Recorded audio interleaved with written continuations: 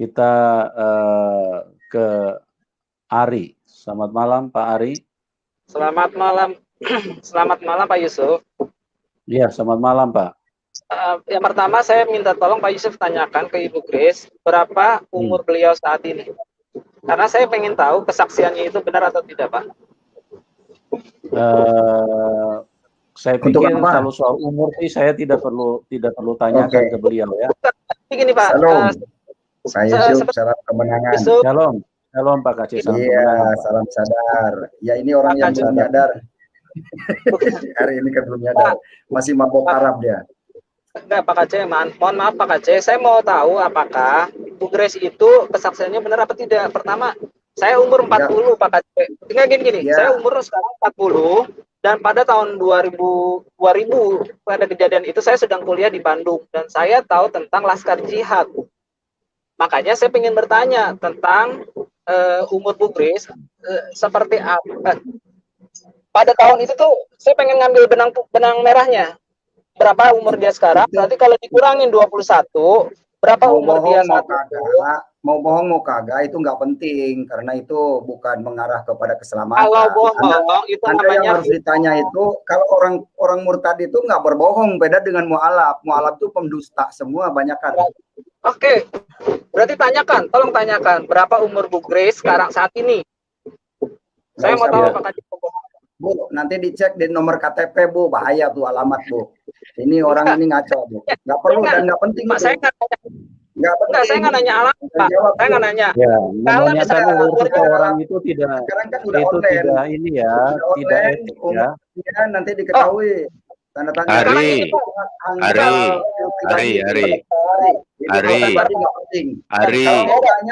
Tuhan Yesus. Ari, nggak sopan kamu menanya umur sama perempuan itu. Nggak sopan itu menanya umur kepada wanita. Kamu melecehkan itu namanya. Coba tanya yang lebih bagus kenapa?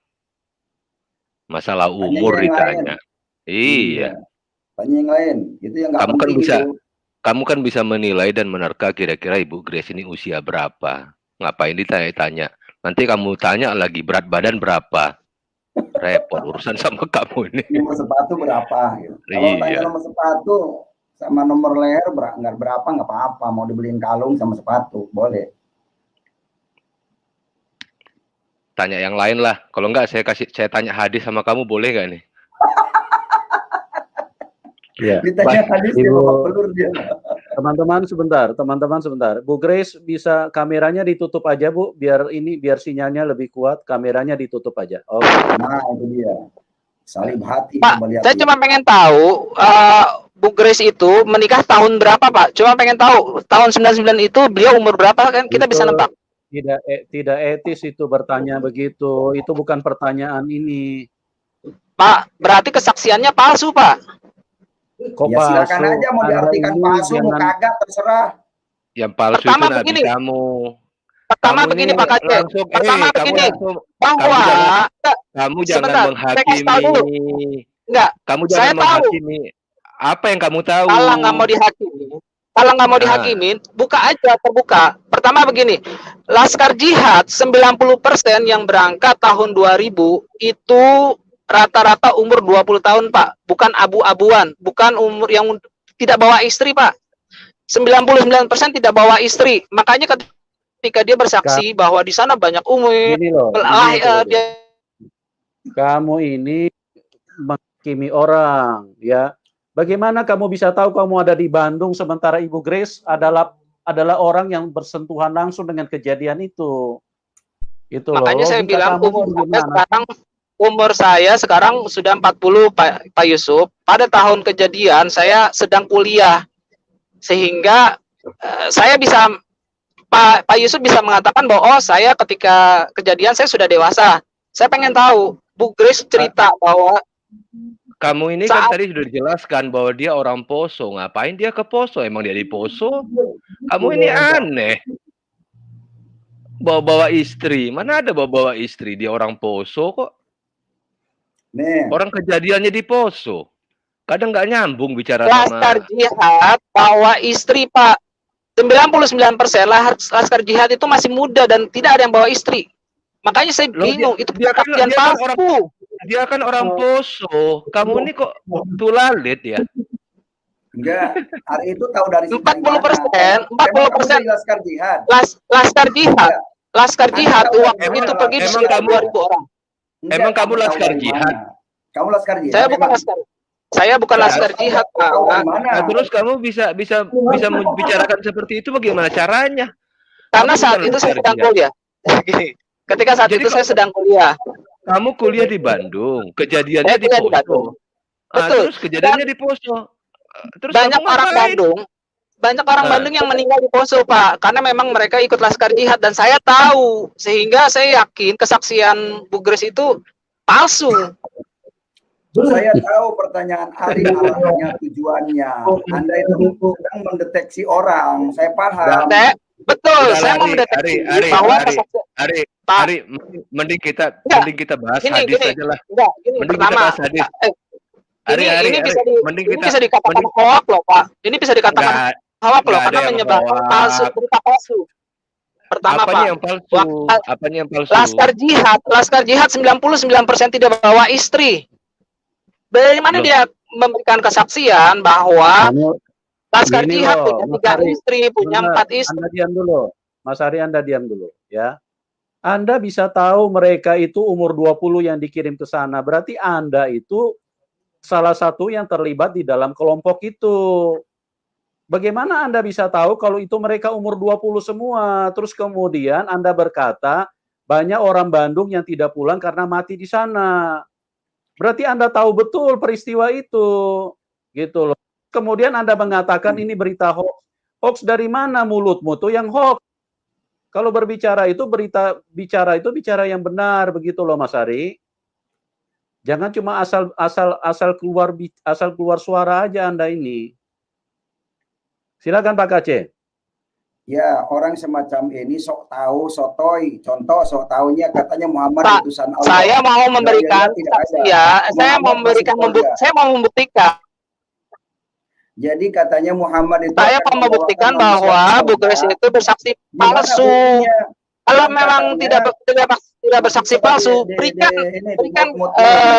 menjelaskan. berikan Ya. kepada Jadi berikan gimana kepada saya ayatnya untuk Muhammad katanya akan membawa masuk surga, sementara di Al-Quran tidak ada ayatnya Muhammad akan menyelamatkan atau memberi syafaat. Jadi pendusta ini tidak boleh bersuara di sini sekarang. Para pendusta ini tidak ada ayatnya Muhammad akan menyelamatkan umatnya, tidak ada. Karena Muhammad itu lebih dekat dengan jin, dikerumuni jin, makanya dia mati di Madinah, tidak bangkit lagi. Itu fakta, kuburannya masih ada. Saya bukan merendahkan Islam, tapi memang itulah aslinya Islam. Ya, ngomongnya ngotot, ngeyel, nggak jelas tanpa dalil. Harusnya orang berbicara itu punya rujukan. Arahnya kemana harus jelas. Bukan orang lain diinterogasi, hubungannya apa, kamu statusnya, jabatannya apa, dalam hal apa. Yang tugas menginterogasi itu adalah kepolisian, penyidik. Bukan kamu, Ari. Nyadar dong.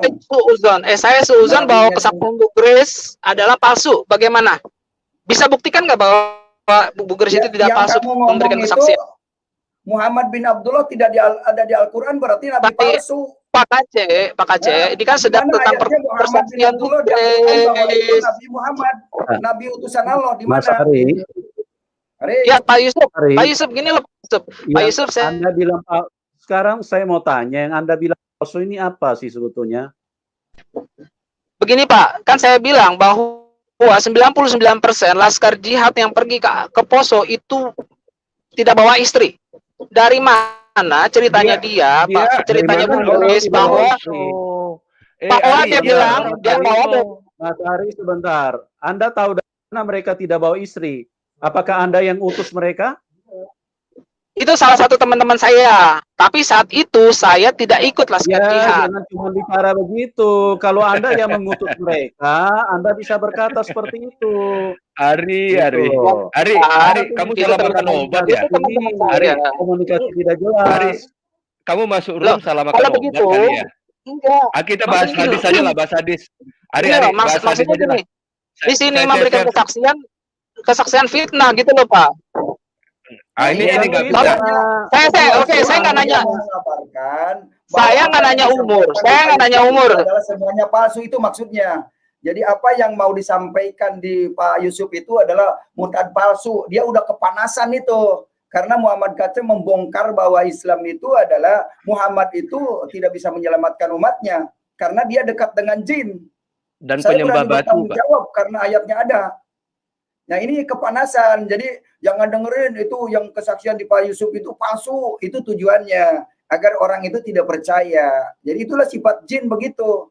Kepanasan dia karena banyak yang dibaptis begitu. Yang perlu dipercaya itu Pak KC yang perlu dipercaya itu batu Hajar Aswad itu bisa menghapus dosa. Mending itu yang kita bahas. Itu ada di private chat Pak Yusuf. Gini, Mas Ari, Anda ini bisa dituntut oleh orang-orang Jawa Barat loh. Anda mengatakan dikirim itu orang umur 20 tahun dan mereka banyak yang mati di Poso. Anda ini bisa dituntut sama mereka loh. Betul Pak, gitu. Betul, dan itu teman-teman saya. Tapi saat kejadian tahun 2000 saya tidak bergabung, belum bergabung. Teman kamu itu banyak. Siapa namanya teman kamu itu? Orang mana? Siapa? Pak Kacet tahu nggak siapa pemimpin? Saya tidak tahu. Pak Kacet tahu nggak siapa pemimpin Laskar Jihad? Kamu tidak menyebutkan temannya. Teman itu banyak. Tapi namanya siapa? Teman saudara, teman seiman, teman saudara, teman seiman, teman saudara, teman seiman, kamu diam juga. Bentar. Biar saya interogasi dia. Biar saya interogasi. Temannya siapa namanya? Biar muncul namanya. Karena dari nama itu kita selidiki. Ya. Kebenarannya. Jangan berbohong di sini. Dia mau merusak suasana di sini. Yang ditanya yang nggak penting-penting. Memang sengaja biar di room ini jadi kacau. Nggak penting, nggak berarah itu ya kan. Jadi dia itu hanya ingin mengacaukan room. Yang penting-penting ditanya dan keselamatan nggak mau dia. Siapakah pemimpin Laskar Jihad? Pak Kacet tahu nggak? Siapa namanya? Siapa pimpinan Laskar Jihad? Pak Kacet tahu nggak? Saya tanya. Tahu nggak? Tanya, jawab dulu.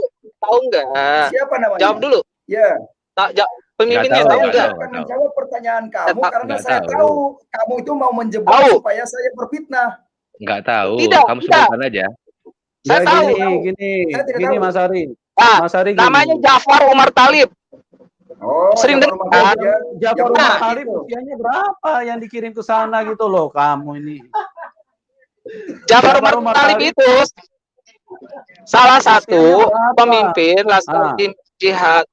Jafar Umar Talib sekarang nggak penting itu, nggak penting diceritakan di sini. Kita di sini ada mengedukasi orang masalah itu. Supaya orang yang saya mau keselamatan gitu loh. Yang saya mau kasih tahu sama penonton bahwa ini kesaksian Ari, nah itu ya tujuannya udah ketahuan itu.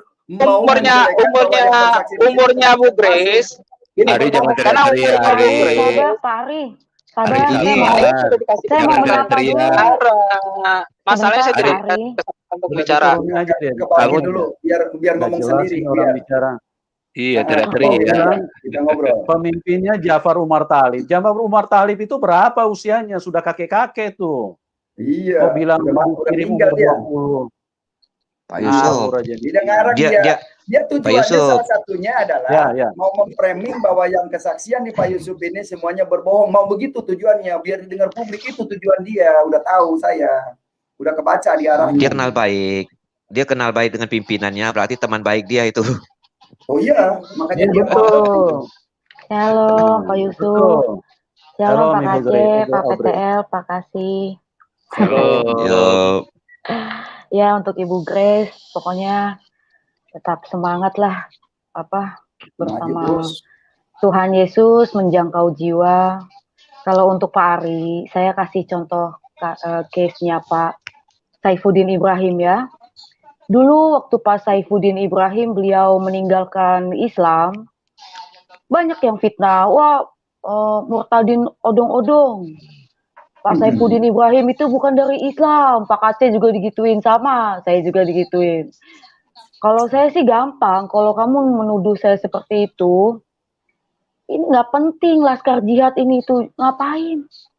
Bela aja negara sendiri, urus aja negara sendiri mau ngapain?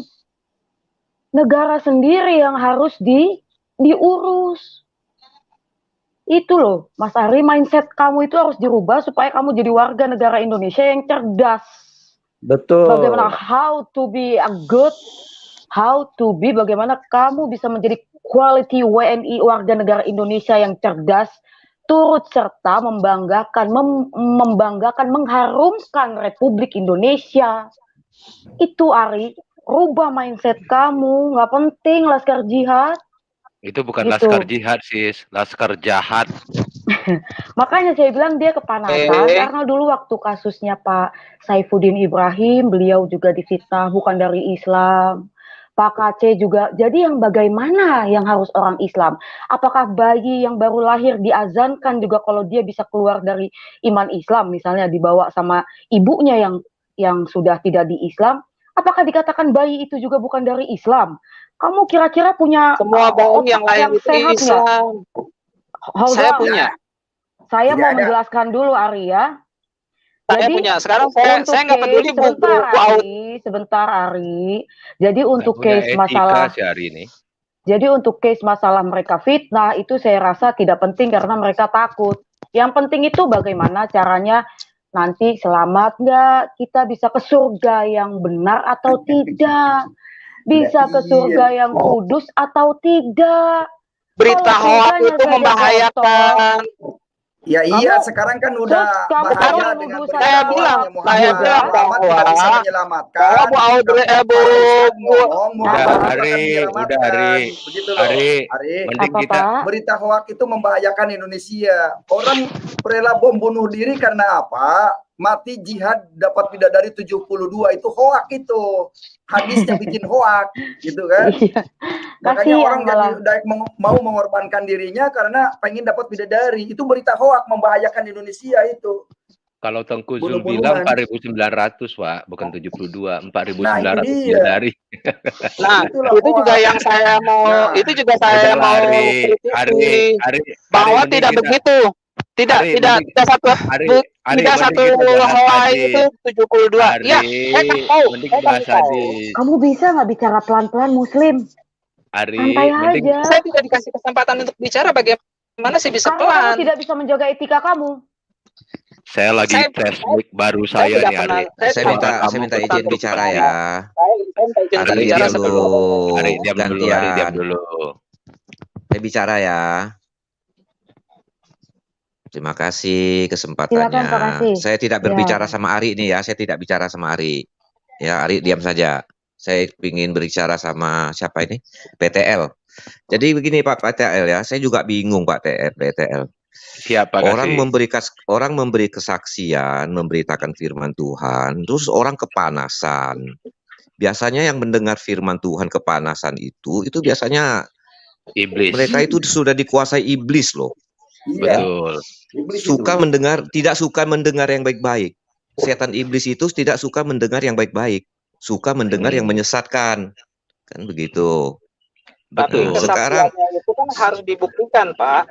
Harus bisa Sekarang dibuktikan. saya tidak bicara sama Anda diam saja. Kenapa Anda Ya. kepanasan saya bicara begitu? Mending Bukan Ya. mending kamu kamu Sekarang- jelaskan Bahwa Kamu diam hadisnya saja, aja, Ari.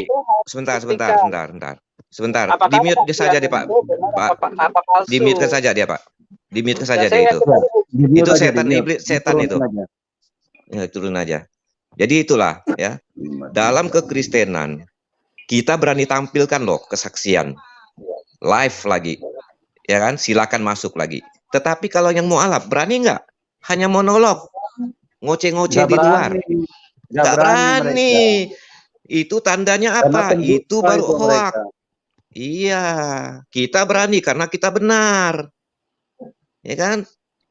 Masa keluarganya nggak tahu, misalnya yang kesaksian situ jelas-jelas identitasnya ada, mukanya terpampang, masa berani bohong?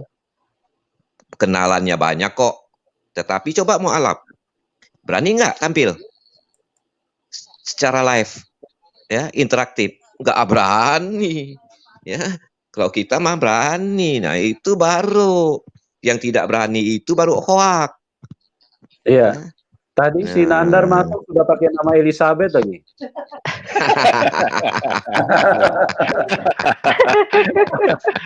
Baru dikebiri dia, Pak. Nah, Baru dikebiri dia.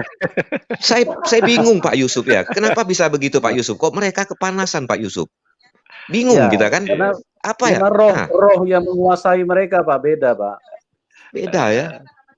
Aduh. Nah, Kalau kemarin mereka kan- benar, Kemarin kalau kan mereka gini, Pak, benar kan tadi. seharusnya kan mereka nggak perlu kepanasan ya kan?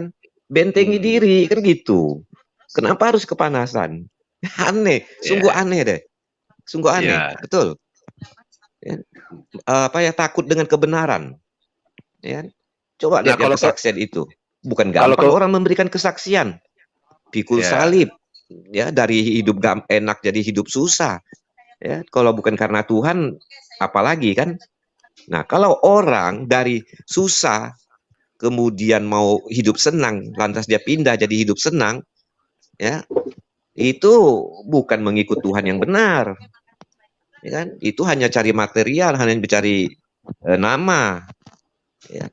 Jadi itulah Gini. kuasa setan iblis ya sudah menggerogoti mereka gitu ya. Jadi Tapi setiap mendengar kesaksian- orang begitu pindah gitu, kepanasan, aneh kan? Sangat aneh. Ya. Ya kan? Saya mau Udah sampaikan bilang fitnah. Saya mau Ya. sampaikan sama Ari yang lagi di bawah ini.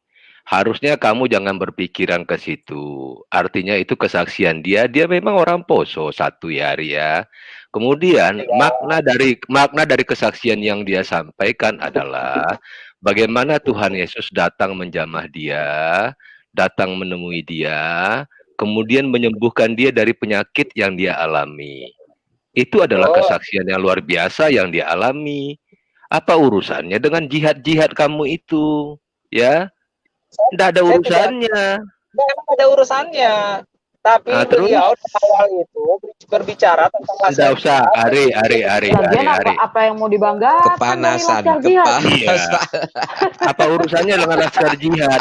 Itu bukan laskar Nggak ada jihad, laskar bagus-bagusnya. jahat. Hubungannya Nggak usah. adalah bahwa Gak kesaksiannya itu ada adalah kesaksian bagusnya itu para atlet, Mana ada yang yang- mengharumkan nama Indonesia itu baru good. Kalau Laskar Iya, Jihad apa itu goodnya? Kalau laskar Iya. jihad yang kamu maksud itu laskar jahat itu, Ari. Pak Bukan PTL, laskar jihad. Iya, Nah, Pak PTL. Iya. Saya gini. Pak PTL. Setiap- Inilah setiap- umat mereka setiap nih ya. kesaksian Umat mereka ini harus- hanya bisa memfitnah, hanya bisa membohong, menyebarkan pembohongan. Makanya dari dulu mereka memberitakan itu dengan cara bohong, dengan cara buat hoak loh. Sampai sekarang begitu juga. Tidak bisa menerima orang bertobat, marah, kepanasan. Nah, setan iblis loh yang kepanasan kalau mendengar firman Tuhan. Ya, orang baik-baik malah senang. Iya, harusnya. Ya, ya. Benar. Jadi begini teman-teman, perlu sampaikan kepada Ari ya, dengar nih Ari ya. Kamu seharusnya pergi, kamu luruskan itu Yahya Waloni. Katanya mentabiskan pendeta. Katanya umur tahun berapa itu sudah jadi rektor. Ya, masih umur 28 tahun sudah jadi rektor STT. Terus Stefan Indra Wibowo umur 19 tahun katanya sudah ditabiskan jadi pastor. Nah, ini pendusta semua. Ini seharusnya kamu pergi luruskan orang-orang seperti ini. Jangan kamu luruskan orang yang bersaksi kebenaran. Artinya betul yang Pak Kasih Karunia bilang, ada yang kepanasan. Kenapa harus kepanasan? Karena roh yang ada di dalam kalian tidak sama dengan roh yang ada di dalam orang yang menyembah Tuhan Yesus Kristus. Begitu. Ya. Itu coba kamu clearkan itu siapa? Ali Mustafa. Mengaku pakar Injil. Ahli kitab. Bicara saja Matius 40. Ya. Anak sekolah minggu masih lebih pintar. Itu orang berpakaian semua itu. Tidak ada satupun mereka punya kesaksian yang benar. Siapa itu? Si Kainama yang dulu katanya ngaku-ngaku nama Agustinus. Sudah dicek sama Pak PTL, tidak ada namanya sebagai pendeta di gereja yang disebutkan. Ini kan pembohong semua. Terus seperti bilang Menasem Ali katanya dari Kristen. Kristen mana? Coba tunjukkan dulu. Dia kalau memang dia dari Kristen. Kalau dia memang pendeta dulu. saya kasih uang 2 juta. Kalau memang benar, itu pendusta semua. Kecil Pak, 2 juta Gitu. mah. Makanya Kebanyakan mereka tak TV berani 5 live, juta. tidak berani interaksi kan. Si Nah, Iya. si Nandar ngaku-ngaku Yonatan evangelis. Ternyata Aditya sendiri yang buka bahwa dia itu bukan Kristen, bukan mualaf, dia memang Muslim dari lahir. Nah, itulah orang-orang yang seharusnya Anda luruskan, Mas Ari. Jangan Anda kepanasan dengar orang bersaksi kebenaran. Gitu. yang saya bingung nih begini Pak Yusuf, mereka kan nganggap mereka benar Pak Yusuf. Kok Ya. benar takut dengan yang tidak benar gitu kan? Seharusnya kan dia harus yakin dong bahwa kebenaran itu Iya. tidak bisa dikalahkan. Betul. Ya kan? Nah, tetapi dia takut, berarti dia bukan kebenaran. Kita yang kebenaran, kita tidak takut. Kita tidak takut Iya. dia kan, tidak takut memberi kesaksian. Tapi dia yang takut orang memberi kesaksian. Berarti mereka tidak ada kebenaran gitu loh. Coba mereka buka dengan cara yang sama, buka deh channel yang sama. Nah, itu yang mualaf tuh buka. Ya kan, kita berinteraktif. Berani nggak? Mana berani Tunjukkan muka. mereka, Pak. Mana Mereka cuma berani. maunya monolog doang. Cuma mau Iya, monolog doang mereka. karena cerita Oke, bohong doang. kita coba tes dulu Ibu Grace, ini suaranya bisa kedengaran nggak? Ibu Grace, selamat malam. Shalom. Ibu Grace, bisa dengar saya? Aduh, ini sinyalnya kelihatannya drop kembali ya. Drop lagi ini. Ibu Grace, bisa dengar saya? Ibu Grace? Oke, mungkin bisa masuk lagi ya Bu Grace ya. Ini sinyal di tempat Anda ini agak tidak stabil ya dari tadi. Coba Oke. saya sapa. Bu Grace. Oh, nggak bisa memang deh. Ya, silakan Pak Kasih dilanjutin.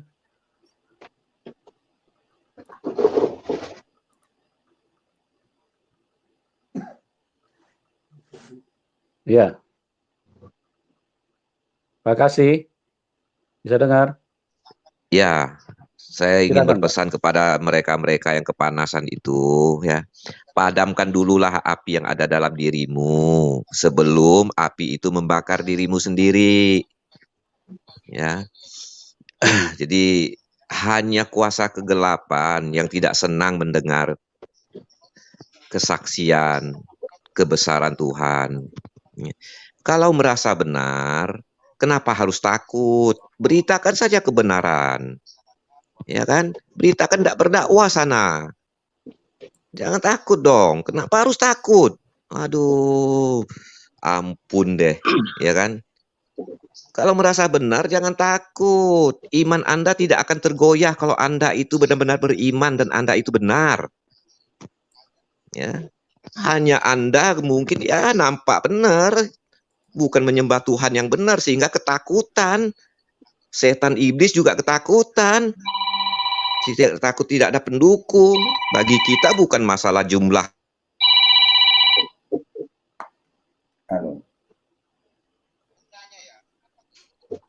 Oke, ini saya mau membahas masalah yang tadi dibahas tentang bidadari 72 setiap helai. Tidak ada satupun dalil yang menyatakan 72 bidadari setiap helai jenggot. Coba tantang Bu Grace, dia bisa nggak mencari itu? Hadis tersebut ada nggak? Nggak ada, Pak. Karena memang bukan begitu pemahamannya. Dan dia membawa-bawa pemahaman Islam itu seperti itu. Nanti Mas Ari diskusi sama saya aja. Masalah hadis Sunan Ibnu Majah. Masalah Sunan Ibnu Majah. Udah, hari ini nggak berbobot. Hari ini nggak berbobot. Kalau bisa cari Sahrul aja yang S2. Ayo Pak Yusuf, naikin ya Sahrul atau Aditya tuh. Ini nggak berbobot sih, hari itu nggak berilmu. Yang ini hari ini anak kecil ini. Anak kecil ini. Anak ya kecil maaf. ini. Hari ini orang nggak berbobot, nggak punya ilmu. Ilmu Islam juga nggak paham dia. Mau hadis, fikih, nggak ngerti. Ini ada Aditya nih. Nah, Aditya. Selamat malam Aditya. Salam sadar. Ada Aditya. Aditya ini Ya, malam ini minta didoakan sama Pak Yusuf. Selamat malam Mas Adit. Mas Adit. Mas Adit bisa dengar saya? Jaringan Aditya sering gangguan itu. Kemarin juga gitu deh. Mas Adit. Selamat malam Mas Adit. Adit jangan pakai wifi tetangga dong. Mas Adit, selamat malam. Aduh, bener-bener ini. Oke. Kita ke Pak Sarul dulu nih. Mas Adit kelihatannya nggak bisa dengar. Selamat malam Pak Sarul. Malam Pak Yusuf. Iya, silakan Pak. Bu narasumbernya masih ada?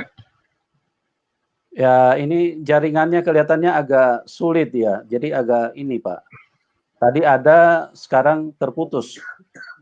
Oh iya. Ya nggak apa-apa, keluarin aja saya kalau beliau nggak bisa. Nggak apa-apa. Oke. Tidak mau berdiskusi dengan yang lain, Pak Sarul? Nggak ada ruang yang bisa membuat saya diskusi dengan beliau-beliau. Silakan keluarin aja Parah. saya. Ilmunya udah nggak bisa didengar orang banyak.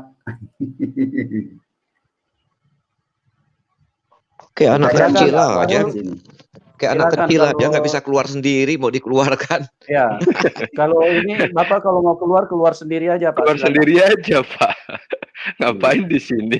Pencet aja lift tuh di gitu, Pak Syahrul. Itu Iya. ada kanan bawah, As ada simple, Nggak as simple mungkin as ini. that gitu loh. Kalau emang Ada. nggak mau dikeluarkan, saya Gitu tunggu aja. saja kapan beliaunya bisa. Aneh-aneh. Ini kok makin zaman, makin modern, makin banyak yang aneh ya. itu ada Leave Studio, bacanya Live Studio, Sarul. Kamu Leape, pencet bacanya Leape Ah. Studio. Makin Kamu aneh aja kamu S2 pencet nih. itu, kamu keluar gitu. Atau bahasa di sini nih. Katanya ini ada batu yang bisa menghapus dosa. Ya, hanya dengan menyentuhnya dapat menghapus kesalahan-kesalahan atau dosa lah ya dalam kurung yang dia perbuat. Ini yang disembah batu atau Allah ini? Mana yang benar? Ini apa? Batu ajaib kah? Batu ajaib nih. jangan-jangan. Oh, gitu ya. Eh, Ini ribuan tahun orang Indonesia ini dibohongin dengan cerita ini. Ya, batu ini. bayarnya mahal Pak menyentuh batu ini Pak. Mahal. Habis Iya. kebun sawah dijual itu.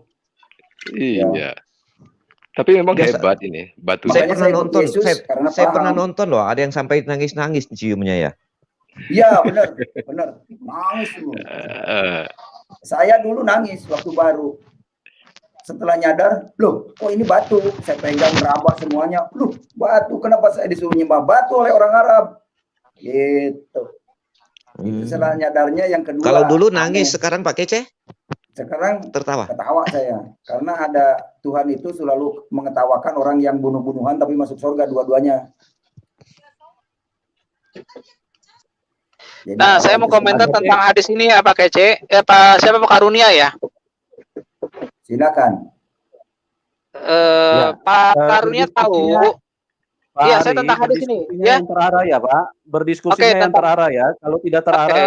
nanti saya turunkan lagi Anda ya. Silakan yang terarah. Boleh. Pertama begini, Pak Karunia tahu bahwa hadis Imam Ahmad itu ada berjumlah hampir 1 juta hadis. Nah, ulama mengatakan bahwa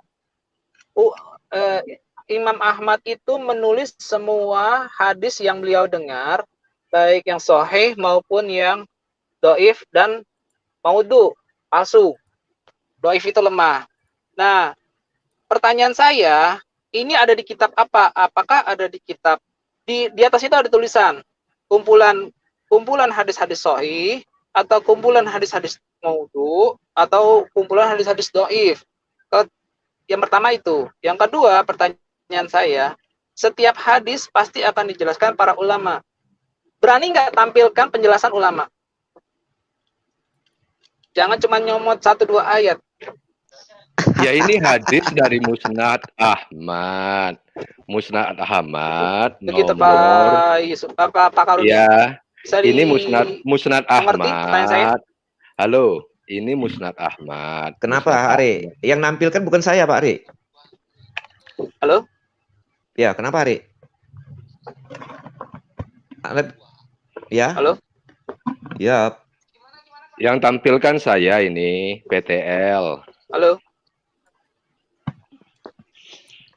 Ada satu lagi tuh Pak Yusuf di Halo. private chat, hadis tentang Hajar Aswad juga, Musnad Ahmad 2660. Mungkin Halo, bisa Pak di-share Yusuf. juga.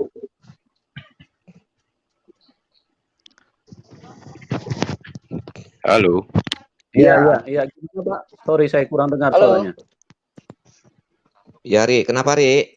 Panggil saya kenapa? Sungguh Hajar Aswad Halo? akan dibangkitkan pada hari kiamat nanti dengan memiliki dua mata yang dapat melihat dan lisan yang dapat berbicara. Ya, itu ada saya share di private chat. Dan sungguh ia akan bersaksi Halo, Pak terhadap siapapun yang telah beris tilam Halo. kepadanya dengan benar. Telah menceritakan kepada kami Muhammad, telah menceritakan kepada kami Hamad, telah menceritakan Halo. kepada kami Abdullah bin Utsman.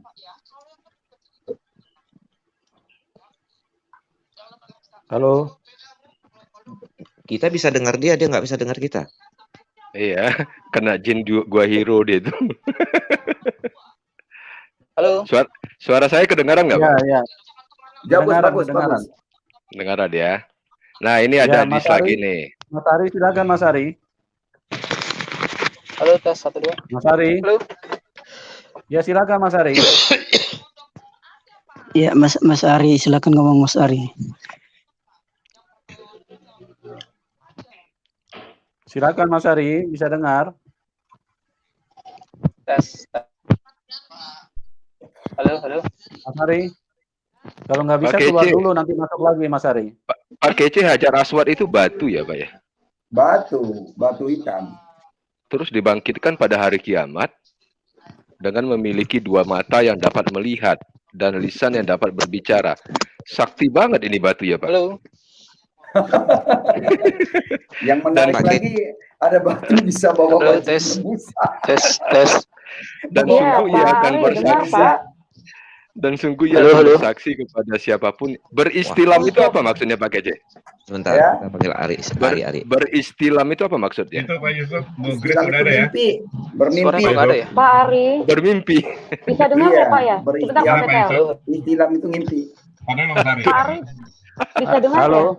Halo Pak Yusuf. ya? Oke, Ya, baik ya. Pak Syarul. Ya, Itu Pak Grace udah Bu Grace sudah ada ya? ya.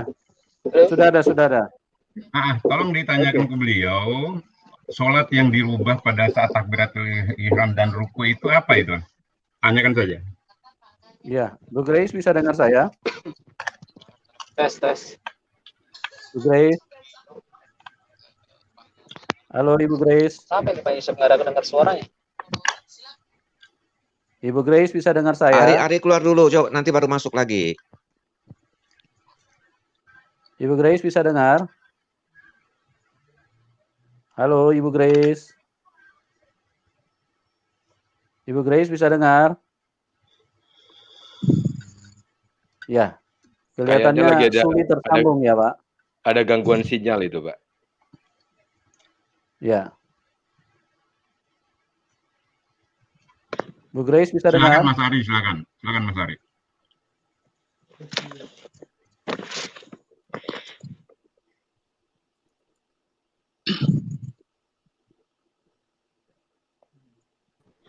Halo, shalom semuanya. Shalom. Shalom. Mungkin Ibu Grace keluar dulu sebentar, terus masuk lagi. Itu sinyalnya kurang bagus ini. Sudah berapa Ya, kali keluar memang masuk gitu Sudah lagi? dari tadi nih, sudah ada 2-30 kali nih, nggak bisa ini keluar masuk terus. Berarti di pengaturannya mungkin. Sudah, Pak. Sudah dari tadi kita sudah arahkan, tapi memang sinyal di sana lagi kurang stabil gitu.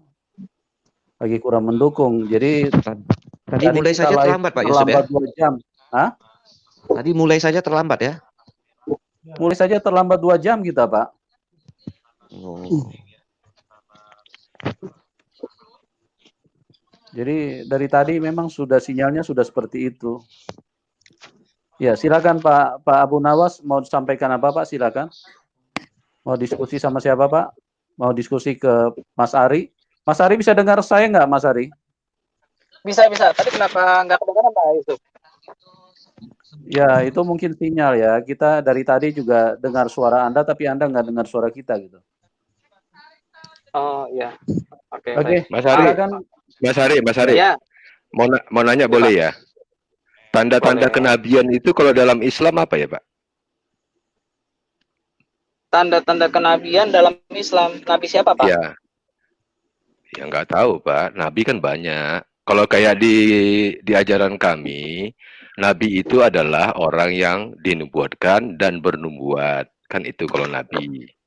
Ya, kemudian dia memang udah disampaikan bahwa sebelum dia ada, sebelum dia lahir, misalnya begitu, dia dinubuatkan akan menjadi seorang besar. Itu tanda-tanda kenabian kalau dalam kami. Kalau dalam Islam apa, Pak? Nabi Muhammad pun saat itu sudah dimuatkan oleh Nabi Isa, Pak. Dalam surat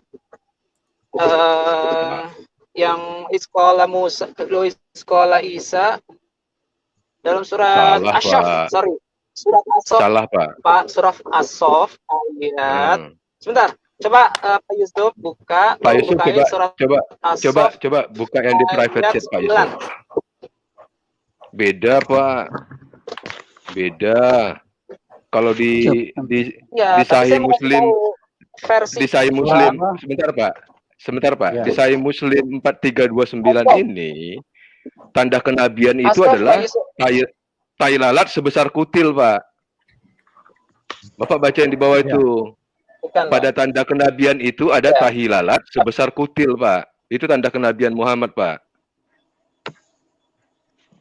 Ya, tapi, baca aja nih, Pak.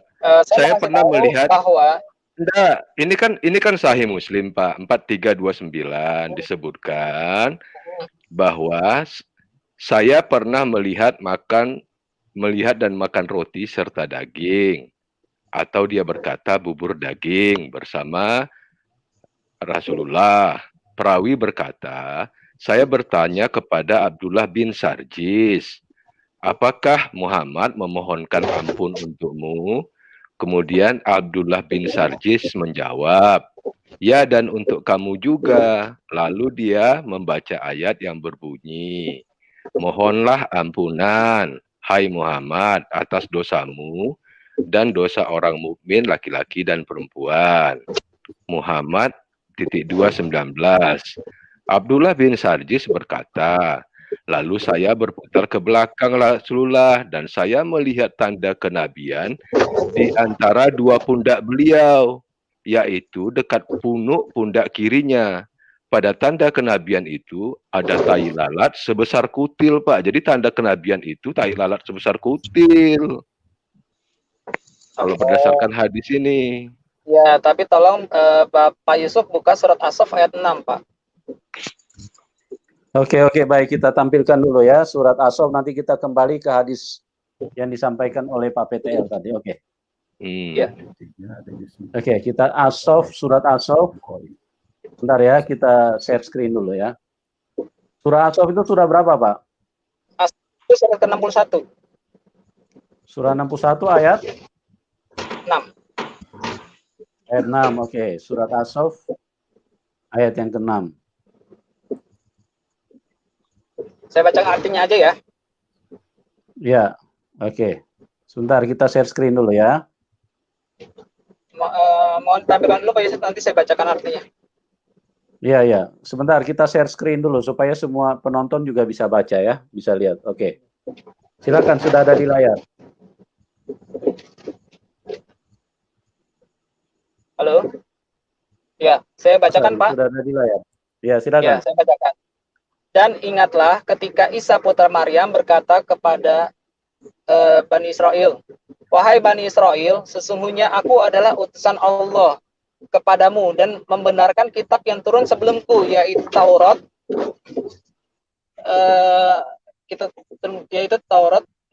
dan memberi kabar gembira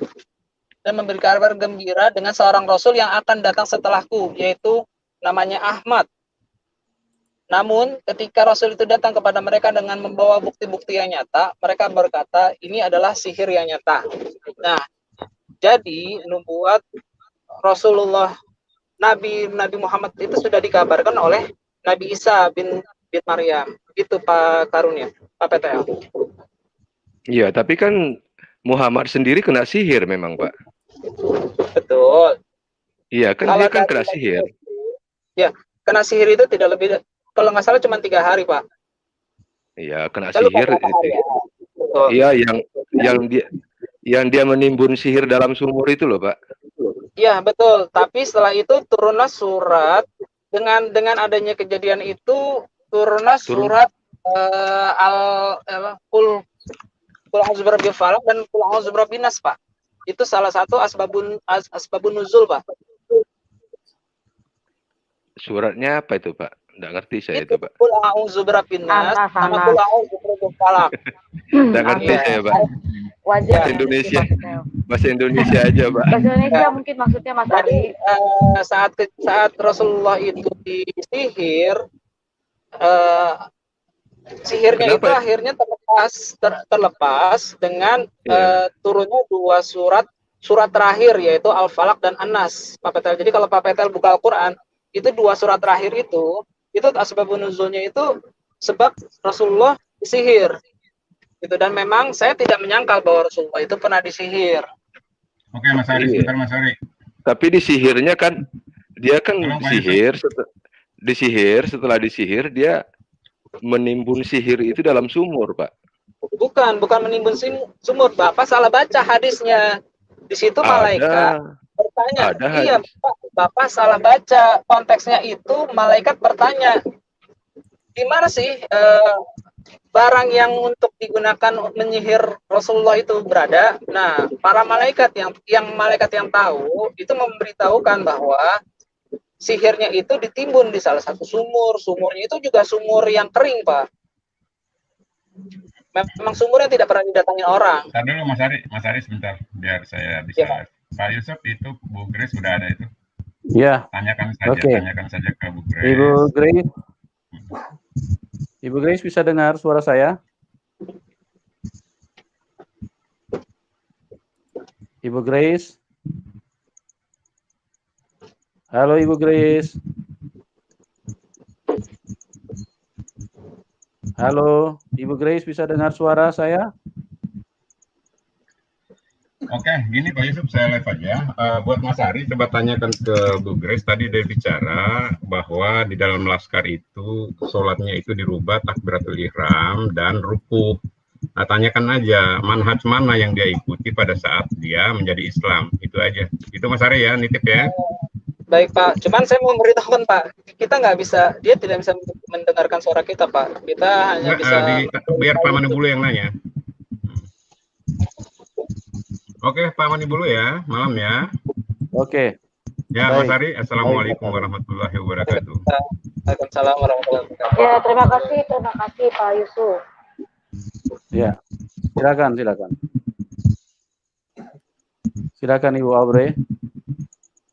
Oke, baik. Gini, kalau masalah mazhab itu sebenarnya nggak penting ya, karena nanti juga baik dari murtadin yang seperti apapun juga itu akan dikatakan tipu-tipu gitu. Padahal kan kayak masalah habis ruku itu bacaannya apa, misalnya sami Allahu liman hamidah, seperti itu pasti dibilang apa bohong juga gitu. Jadi kita jangan mengikuti permainan mereka mungkin seperti itu gitu. Pak Kasih, Pak PTL, Pak Aceh, Pak Abu Nawas, Pak Nebukadnezar, jangan mau, apalagi petobat baru, jangan mau terpancing atau merasa menjadi kewajiban kita menjelaskan ayat-ayat Quran sebelumnya gitu. Itu nggak penting bagi iman kita sekarang gitu ya. Kalau masih di Islam sih tidak menjadi masalah gitu. Misalnya sami Allah liman hamidah gitu kan, orang Kristen wajar mereka tidak tahu gitu. Nah, hal-hal itu yang jangan sampai terpancing gitu Bu Grace nanti kalau masuk. Mungkin itu saja Pak Yusuf. Silakan dilanjutkan Pak PTL atau Pak Kasih, Pak Nebu, Pak Abu Nawas. Thank you. Ya. Silakan Pak KC, Pak. Saya lagi nih sama Ari nih. Ri, yang pertama kali jadi orang di Al-Quran itu, yang pertama kali jadi orang beriman itu siapa, Ri? Nabi Adam, Pak. Nabi, salah lagi. Kamu nggak ngerti Quran sebenarnya ya. Pak Yusuf tolong dibukakan surat 7 ayat 143 Pak Yusuf. Oke. Nabi Surat Musa. 7 ayat 143. Iya, 7 143. Hari ini nggak ngerti Qur'annya sendiri, masa lebih tahu saya dari kamu? Justru saya bakalan membalik pertanyaan Bapak. Oh, Bapak Tapi nanti Mas Ari, Anas itu dia akan terbentur dengan hadis sahih. Anas itu dia qul a'udzu nasi malikin nas ilahin nas min syarril waswasil khannas itu nanti akan terbentur dengan sahih yang mana Pak Aceh mungkin tahu ya, nanti ya Pak Aceh bisa share mungkin mengenai yang Muhammad diilhami oleh ya seperti itu gitu. Silakan Pak Ari. Kamu Ari bilang kan Nabi Adam ya. betul. Nah, coba kita buka Al-A'raf 143 atau surat 7 143. Ya sebentar Pak. Surat 7 nomor 143. Ini Quran loh yang bicara. 143. Betul. Iya.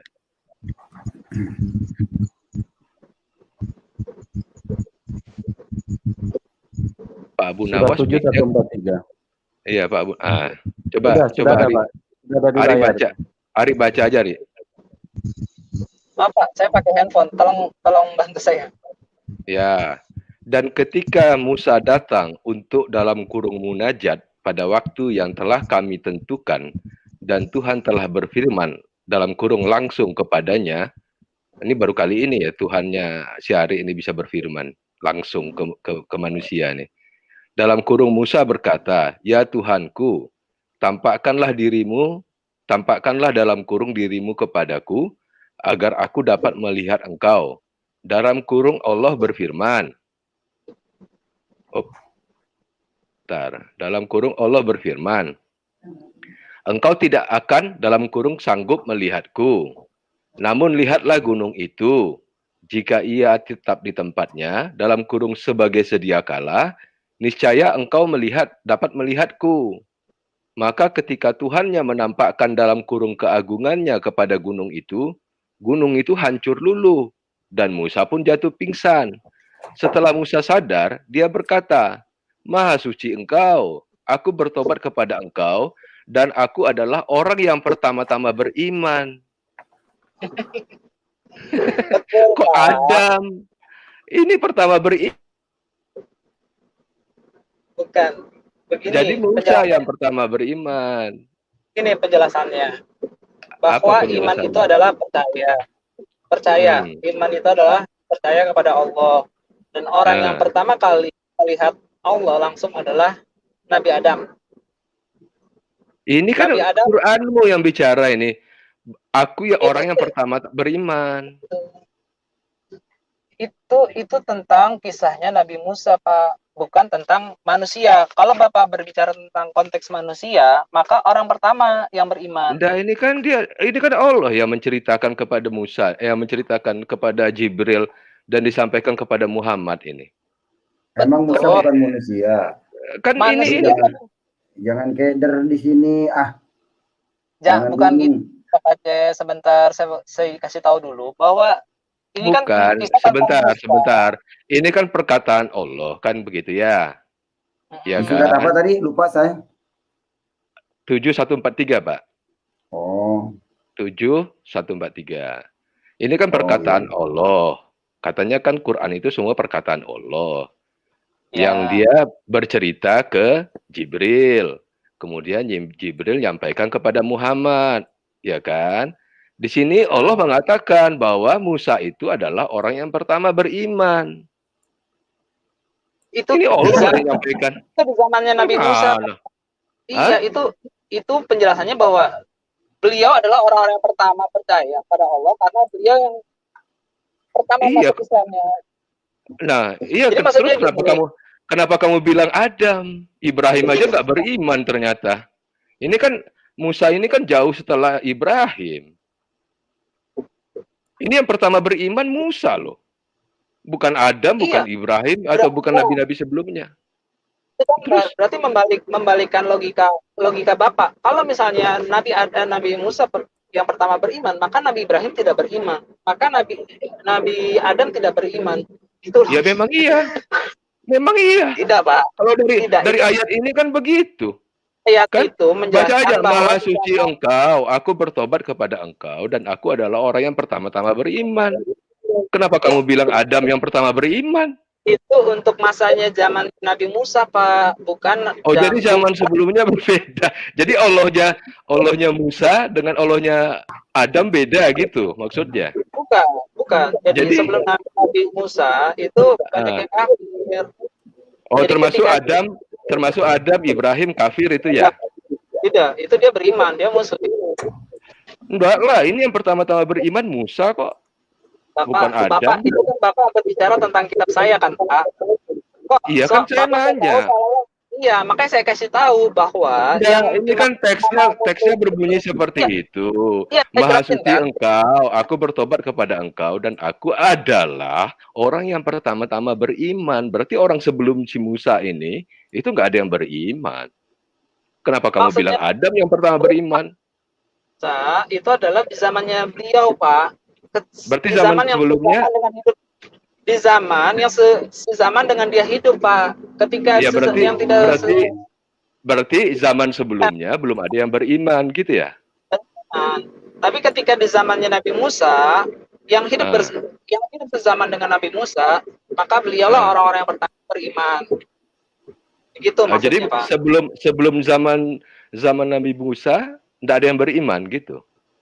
Beriman, ada yang beriman. Tapi kamu bilang di zamannya Nabi Musa dia yang pertama beriman. Berarti orang-orang sebelum dia tak ada yang beriman. Bukan orang-orang yang hidup sezaman dengan pusing kamu kan, makanya kamu bingung nih. Maka bingung dia. Coba ditanya dia Islamnya apa? Dia Islam yang akan masuk surga itu Islam yang mana? Karena Islam itu banyak. Coba tanya itu, Pak. Iya, Islam yang mana yang mau masuk? Mas Ari Sunnah wal Jamaah ya? Ari, Sunnah wal Jamaah dia. Kamu Islam apa? Yang masuk surga itu Islam yang mana? Dia bingung sendiri menjawab Quran. Bapak nggak ngerti maksud saya. Gini Ari, kamu sendiri nggak bisa menjelaskan. Gimana saya mau ngerti? Kalau saya seperti yang kamu sampaikan tadi bahwa di zamannya Nabi Musa adalah orang yang pertama beriman. Berarti sebelum zaman Nabi Musa itu tidak ada orang yang beriman. Betul. Bapak dengarkan perkataan saya bahwa di zamannya, bukan di zaman sebelumnya. Jadi menurut kamu orang-orang Bani Israel yang ada di Mesir waktu itu nggak ada yang beriman? Gimana kamu nih? Zamannya Nabi Musa nggak ada yang beriman, Pak. Orang Musa itu datang untuk menyelamatkan mereka dari perbudakan Mesir kok, karena mereka keturunan orang beriman. Kamu ini aneh. Betul. Ari. Musa itu waktu bayi diangkat menjadi putranya Firaun, menjadi pangeran Mesir. Pada saat dia menjadi pangeran Mesir, dia bertingkah laku sebagai orang Mesir. Dia menyembah berhala sampai akhirnya dia mendapatkan bahwa dia adalah orang Israel. Kamu ini ngerti nggak sih? Dia tidak menyembah berhala, Pak. Dia tidak menyembah berhala. Musa itu waktu kecil itu pangeran Mesir. Dia itu adalah putranya Firaun karena dia diangkat oleh putrinya Firaun. Karena pada saat Musa dilahirkan itu semua anak laki-laki bangsa Israel yang masih bayi semua dibunuh, ya kan? Nah, kemudian diangkatlah dia menjadi pangeran Firaun. Kemudian setelah dia dewasa, kamu diam dulu. Setelah dia dewasa, kamu mau keluar. Kapan saya bicara kalau Bapak terus menerobos. Ya kan saya mau sampaikan ke kamu. Kan kamu bilang bahwa yang pertama-tama. Ya, coba kamu jelaskan. Permasalahannya adalah Bapak tidak mau mendengarkan penjelasan saya. Saya mau menjelaskan bagaimanapun juga tetap aja akan dijadikan lelucon bagi Bapak. Padahal itu adalah keyakinan saya, pemahaman saya. Silakan. Jadi gini, manusia itu ada berzaman-zaman, Pak. Ada zaman Nabi Adam, ada zaman Nabi Ibrahim, ada zaman Nabi Nuh, ada zaman Nabi Musa. Nah, ketika sebelum Nabi Musa, itu semua nabi beriman kepada Allah. Maksud Nabi Musa di situ adalah karena beliau itu kan utusan Allah nih. Dia kan mau memposisikan bahwa dia adalah Rasulullah, Rasul Bani Israel.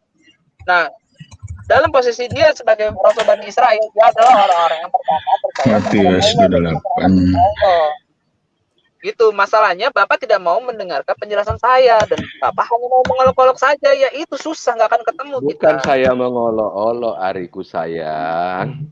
Tapi kan kalimat di surat 7 ayat 143 itu menyatakan bahwa Musa adalah orang yang pertama-tama beriman. Tadi kamu katakan bahwa yang pertama-tama kali beriman adalah Adam. Tapi kenyataannya berbeda. Al-Quran menyampaikan berbeda. Bapak kan nanya sama saya, siapakah orang pertama yang beriman? Iya. Bukan siapakah orang yang pertama beriman di masa Nabi Musa. Pertanyaannya itu, maka saya akan jawab Nabi Musa, Pak. Jadi orang Israel itu tidak ada yang beriman sebelum Musa. Assalamualaikum warahmatullahi wabarakatuh. Nah, datang jin. Datang jin Anda. Assalamualaikum warahmatullahi wabarakatuh. Jin Arab masuk. Iya. Waalaikumsalam Jin. Apa kabar Jin? Semuanya. Jin, saudara-saudaraku, saudara-saudaraku, apa kabar? Jadi Elizabeth. Nah, tukang dari Kebiri, jinnya di Kebiri. Jinnya di Kebiri. Admin tolong buka Matius 28 pasal 18. Enggak penting buat kamu itu. Ini aja nggak bisa dijelaskan. Admin tolong buka Matius 28 ayat 18. Ya Pak Yusuf. Ya Pak Yusuf. Pak Betel, itu ya, Pak. Ada banyak cicak di rumah saya, Pak. Bapak mau datang apa gimana? Ya kalau itu gajahnya kalau sekali pukul. Kita kasih aja cicak punya hutang kepada saya untuk membuktikan Yesus itu Muslim atau Kristen. Nggak usah, nggak ada. Perintah SWT aja nggak ada untuk baptis. Kamu lagi klaim sama saya. Cicak aja udah cicak. Orang aja pala. Orang yang pertama Muslim aja nggak bisa dijelaskan. Siapa yang berani berdiskusi dengan saya untuk membuktikan Yesus itu Kristen atau Muslim? Ayo, siapa yang berani? Ya, kamu kan ideologi kamu bunuh cicak, dapat pahala. Bunuh-bunuhin cicak dulu aja. Tidak ada yang berani. Kalau misalnya kurang cicak di rumah kamu, Nandar, datang ke rumah saya, banyak nih cicak nih. Kalau kalah itu, kalau tersudut itu jadi menghina, jadi menghujat. Jangan begitu dong. Kok menghina? Itu kan ada di hadis. Emang itu ada di hadis kamu. Nah, berarti Nandar menghujat hadis dia sendiri. Admin tolong buka. Ntar saya buka hadisnya ya, hadis cicak ya. Si Anu ditakuti. Ya, sebentar ya, saya bukakan hadis cicak ya. Ntar Pak Yusuf saya carikan cicak, Pak. Ya. Pak Aceh.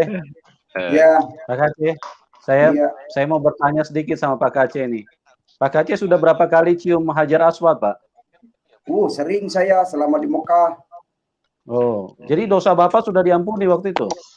Saya malah lebih depositonya lebih banyak karena sekali sholat di Mekah itu upah ganjarannya 200.000 tahun. Wah. Satu kali. Gitu, sementara saya berkali-kali di sana, makanya tabungannya udah banyak. Ditambah lagi ikut Yesus dapat surga lagi. Berarti orang Arab lebih kemungkinan masuk surga dong, Pak Aceh, sering ke sana. Orang Arab itu tidak ada yang masuk haji, takutan dia, takut keinjak-injak katanya. Jadi yang banyak dari luar negeri. Pak Aceh, Pak Yusuf Tolong. tampilkan aja yang ada di private chat Pak, itu biar dibaca sama si Nandar. Saya punya warta dari Yesus. Saya punya warta dari Yesus. Kamu nggak mengimani juga. Iya, Nggak daripada ada. Saya kamu punya ngoceh di warta. sini. Nggak ada Elizabeth. Saya punya warta dari Yesus. Nggak ada Elizabeth. Buka Nggak ada Matius Elizabeth. 28 ayat 18. Nggak ada, Ayo. nggak ada. Loh, Quran aja berarti mengkabarkan Buka, keadaan. buka. ya. Tuh baca tuh. Ya, Itu yang baca. dicek. Ya. Saya baca ya. Saya baca ya. Dia Silakan, Sister. berkata Rasulullah Shallallahu Alaihi Wasallam, yang lainnya di mute. Barang siapa membunuh cicak dalam pukulan pertama, maka ia akan mendapatkan sekian dan sekian kebaikan. Barang siapa membunuhnya dalam pukulan kedua, maka ia mendapatkan sekian dan sekian kebaikan. Dan barang siapa membunuhnya dalam pukulan ketiga, maka ia mendapatkan sekian dan sekian kebaikan. Ibnu Suhail berkata, sekali pukulan adalah yang paling banyak. Jadi mukul cecak. Jadi sister, kalau mukul cecak jangan sampai meleset, nanti pahalanya berkurang. Iki janjane ki ajaran nopo toh. Kalau yang pukulan keempat itu nggak dapat pahala sama sekali karena sampai 3 aja yang dapat. Gini, Bu Ibu, Andre, kita kasih kesempatan ini Pak. Bagi share screen Apa lagi. meneh, Pak Ari, apa meneh? Ya sebentar, kita kasih kesempatan dulu nih Pak Max. Pak Max ini Muslim juga. Selamat malam Pak Max. Ya, malam Pak. Apa kabar Pak Yusuf? Malam, Pak. Sehat ya? Baik, puji Tuhan, haleluya. Baik, terima kasih. Sehat, alhamdulillah Pak. Ya, silakan Pak. Apa yang Malam. mau dibicarakan? Silakan. Yang tadi aja sedikit mungkin yang ada Pak PTL sama Pak Ari ya. Ya. Kalau buat cicak sih saya kurang setuju deh. Saya kan untuk hadis Berarti selalu ini- ada catatannya. Kalau Bapak nggak setuju, berarti ini menurut Bapak hadis apa nih Pak? Hadis palsu apa hadis apa? Gaib atau asli ini? Saya melihat hadis ini ya, memang ini hadis cukup apa namanya, cukup terkenal lah seperti itu. Tapi buat saya kadang-kadang yang hadis-hadis seperti ini saya agak tawakuf kan, Diakui ya, dalam Pak? arti bukan saya tidak akui ya, tapi buat saya pribadi misalkan saya tidak mengamalkan gitu kan. Kemudian juga Berarti bagian dari sahih, tapi Bapak tidak mengamalkan gitu. Tapi kadang-kadang sahih aja bisa dikatakan doif gitu, Pak.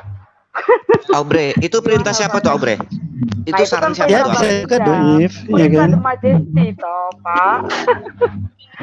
Perintah baginda, Pak Max. Oh, jadi boleh dibantah Kesempatan dulu, perintah Pak. baginda ya? Kasih kesempatan dulu Pak Max untuk sedikit menjelaskan. Silakan Pak.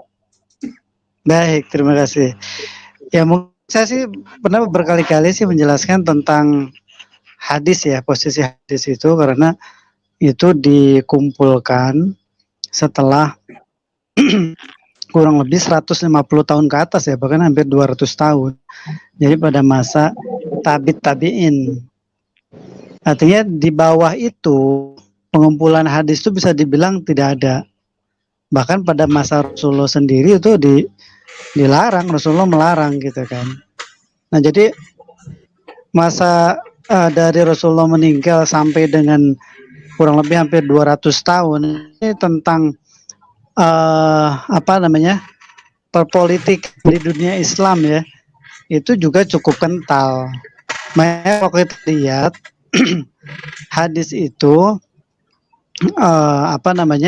para perawinya itu lebih banyak dari daerah-daerah Syam ya. Kesininya tuh banyak dari perawi itu dari daerah Syam. Kalau dari sahabat Nabi terdekat itu sangat sedikit, ada tapi sangat sedikit sekali. Misalkan yang sahabat utama ya kan, Abu Bakar, Utsman, Umar dan Ali itu bisa dibilang sangat sedikit gitu. Nah jadi kalau saya memposisikan hadis, pertama karena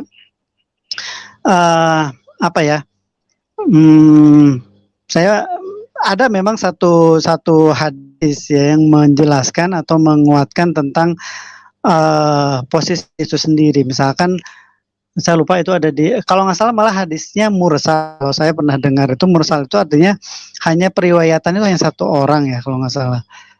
Saya agak lupa, mohon maaf kalau misalkan salah ya. Artinya itu tidak begitu kuat. Hadis sebentar. Cicak berarti nggak berlaku, Pak. Sebentar. Ini saya mau tanya, Pak. Jadi kalau ada orang sebentar, saya ini dulu, Pak. Orang punya tai lalat sebesar kutil, itu nabi ya, Pak? Pak, sebentar, saya ingin kasih apa ya, mungkin gambaran tentang hadis itu sendiri. Nggak apa-apa, sedikit aja. 1 menit lagi, Pak ya. 1 menit lagi. Nggak, 1 menit lagi. Ya, 1 menit lagi. Jadi sehingga karena hadis itu tadi tidak dijamin beda dengan Al-Quran, makanya hadis itu sendiri harus ada ukuran atau timbangan kebenarannya. Apa timbangan kebenarannya? Itu Al-Quran. Ya. Al-Quran. Jadi kalau misalkan ada sebuah hadis atau riwayat yang matanya terutama di hadisnya itu sendiri bertentangan dengan Al-Quran, nah itu saya secara pribadi biasanya mengenyampingkan, ya, karena misalkan banyak di dalamnya ada hadis Israiliyat, ya kan? Karena pada zaman dulu kita kenal ada. Pak Max, berarti kalau hadis itu, saya mohon maaf. Berarti kalau hadis itu dia diakui atau tidak, dilaksanakan atau tidak, itu tergantung dari dia kategori Islam apa gitu ya kan? Misalnya contoh misalnya Sunni atau bukan gitu ya. Kadang sahih saja juga grade-nya itu dikatakan doif gitu. Jika itu hal yang tidak mungkin menurut Muslim tersebut gitu, seperti Pak Max gitu.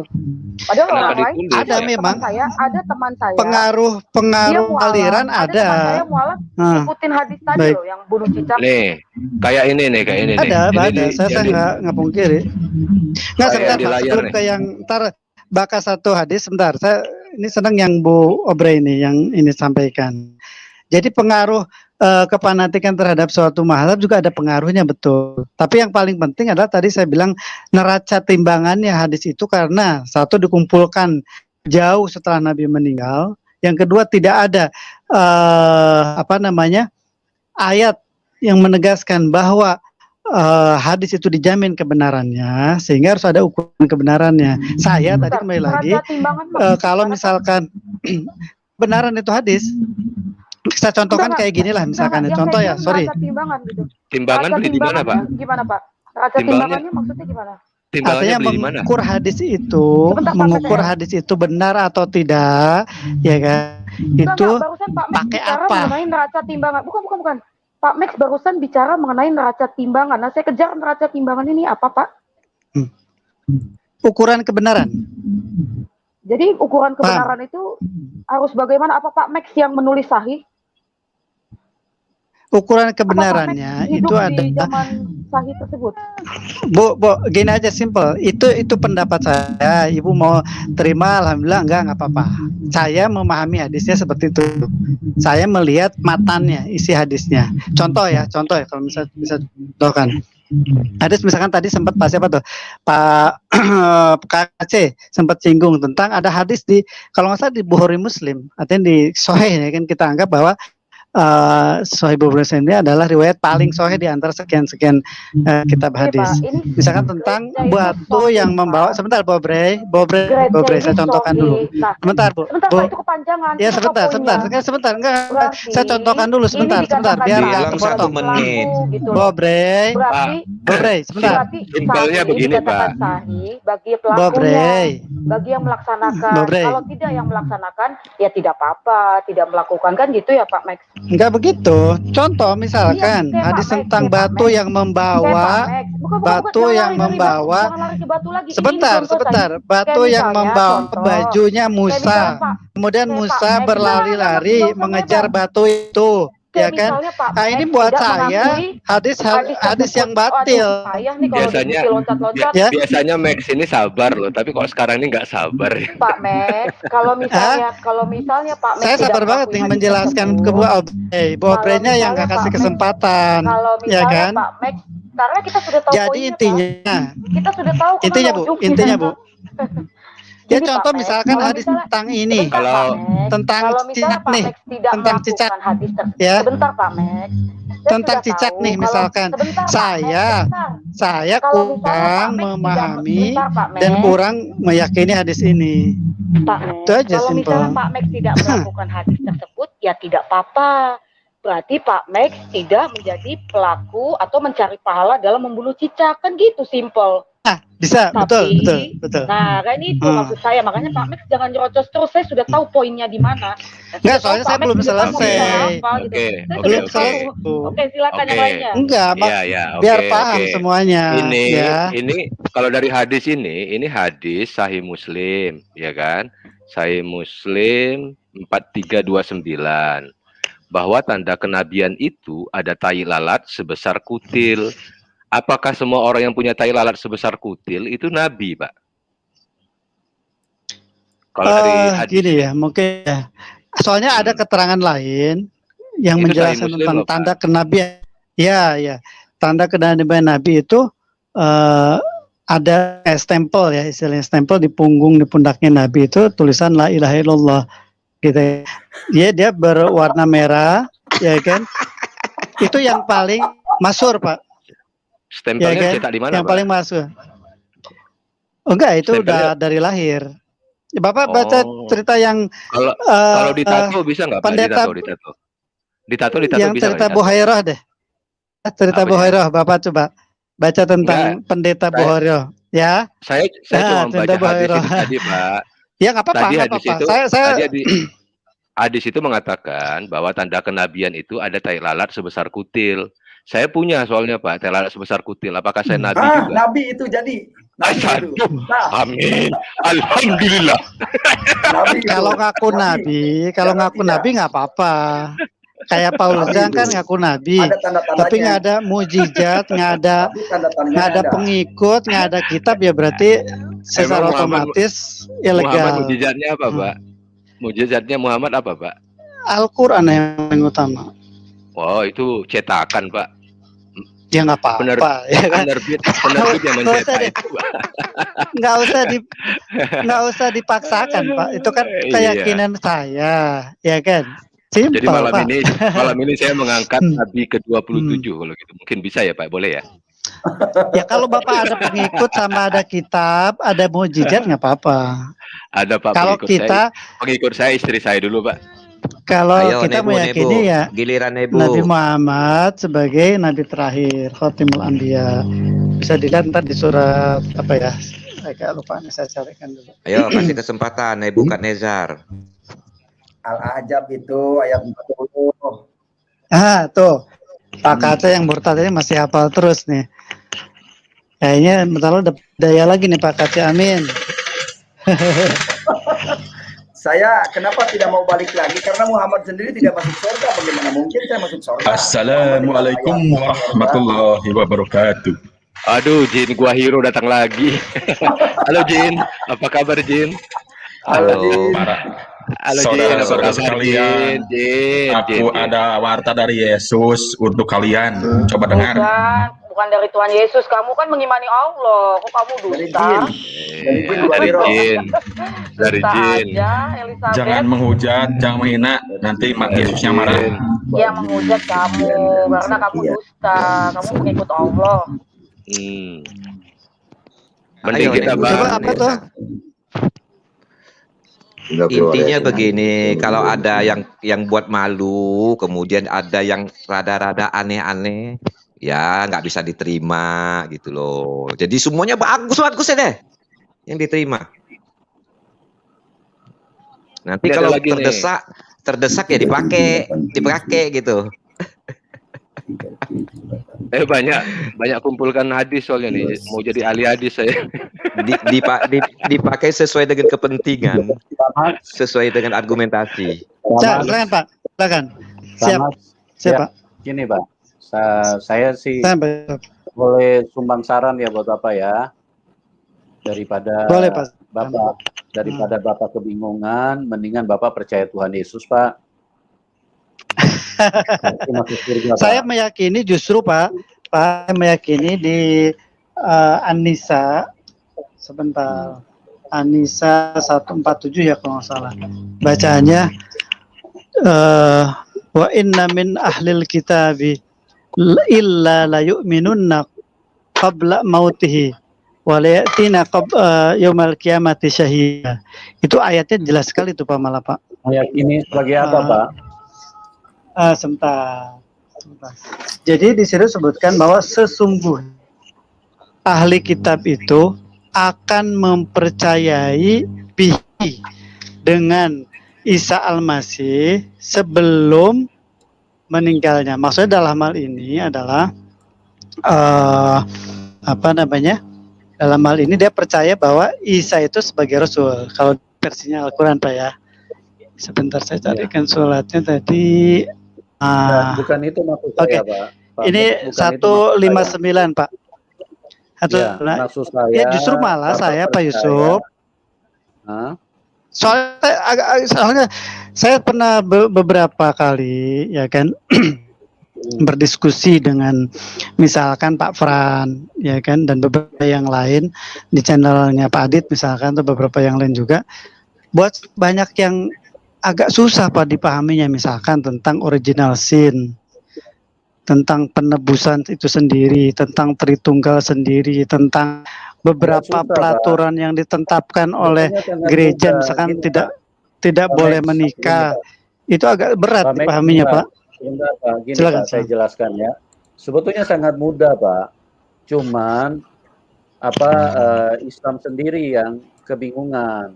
Jadi gini, Bapak kan di Islam kan ada hari raya korban. Ya, betul. Hari raya korban itu artinya nyembelih hewan, tumpahkan darah.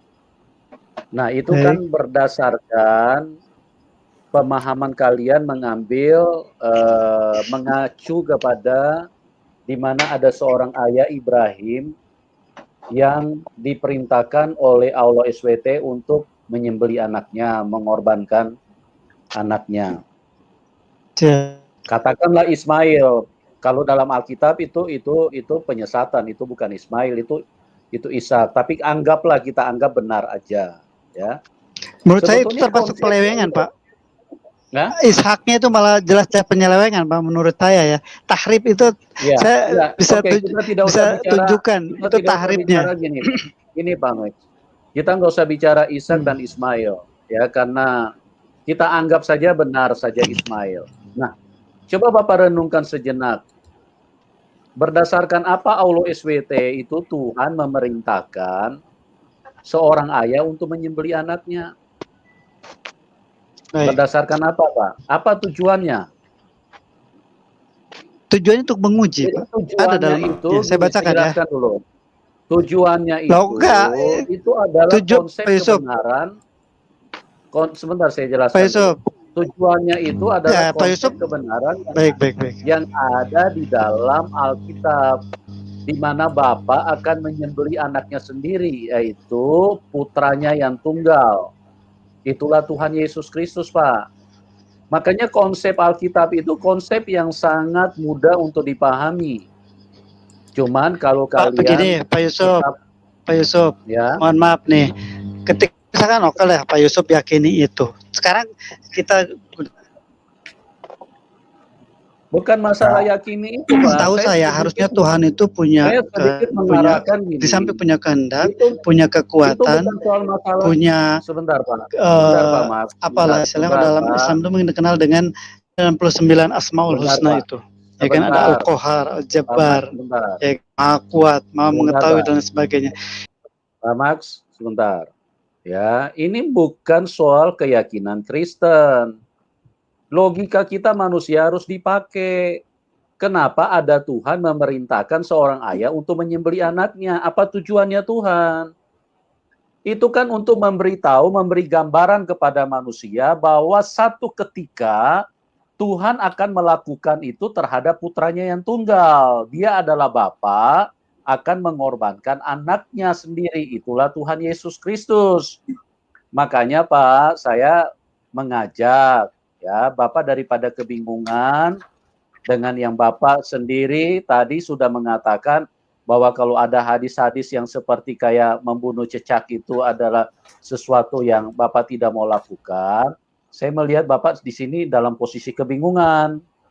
Makanya saya mengajak, daripada Anda bingung-bingung, percaya Tuhan Yesus karena sangat mudah, sangat simpel. Sangat simpel di dalam memahami gitu loh. Ya, tetapi itu kembali kepada Pak Max sendiri. Saya sebagai hamba Tuhan, saya sebagai orang yang mengasihi Anda, saya mengajak untuk Anda percaya Tuhan Yesus supaya bisa pulang ke surga, Pak. Karena konsep kebenaran itu adalah konsep menumpahkan darah yang harus dilakukan oleh Tuhan itu sendiri. Bukan Beda, menumpahkan darah orang lain, Pak. Kalau menumpahkan darah orang lain itu konsepnya iblis. Kalau itu sih jelas lah, sepakat lah, pasti darah orang lain, iya dong. Udah nggak mungkin benar itu. Nah, sekarang gini Pak, sebentar. Saya tambahkan Pak Max. Saya tambahkan sedikit. Saya tambahkan sedikit. Saya lihat rekan-rekan Muslim ini mengatakan yang dikorbankan itu adalah Ismail. Baik. Karena pemahamannya adalah Ismail itu anak pertama, begitu ya Pak ya? Anak yang sulung kan? Betul. Betul. Dalam Alkitab itu Pak, ada beberapa kejadian justru Tuhan Yahweh itu tidak memilih anak sulung. Seperti anaknya Ibrahim kan Ishak. Ishak itu memperanakkan anak kembar, Pak. Esau dan Yakub. Tapi yang diberkati, yang diurapi Tuhan, yang sulung itu adalah Esau. Tapi yang diberkati dan diurapi Tuhan itu adalah Yakub. Yakub itulah yang menjadi Israel sekarang. Anak kedua yang potong, Pak, mohon maaf, Pak. Anak kedua Pak, yang diurapi, bukan anak yang pertama. Kemudian boleh saya langsung potong? Mohon maaf. Ya, maksud saya gini, saya justru melihat mengenai ini Pak, mengenai penyembelihan, itu justru saya sih ada penyesuaian, ada kesesuaian antara Al-Quran sama Alkitab kalau saya justru melihatnya. Ya, persis. Justru malah di Alkitabnya saya ada suuzon tahrib tentang anak tunggal. Sebentar, ya kan? Di Kejadian 21 ayat 5. Oke, saya tanya. Itu ya. kan ini Pak, apa namanya? Bapak lebih yakin ke Ismail kan? Lebih yakin ke Ismail kan? Silakan. Oke. Di Al-Qur'an mana Pak yang Ismail dikorbankan, Pak? Saya jelasin ya. Enggak, Bapak enggak perlu dijelaskan, Pak. Saya jelasin dulu. Di mana? Nah, kalau gitu mulai lagi. Kalau gitu udah mulai lagi.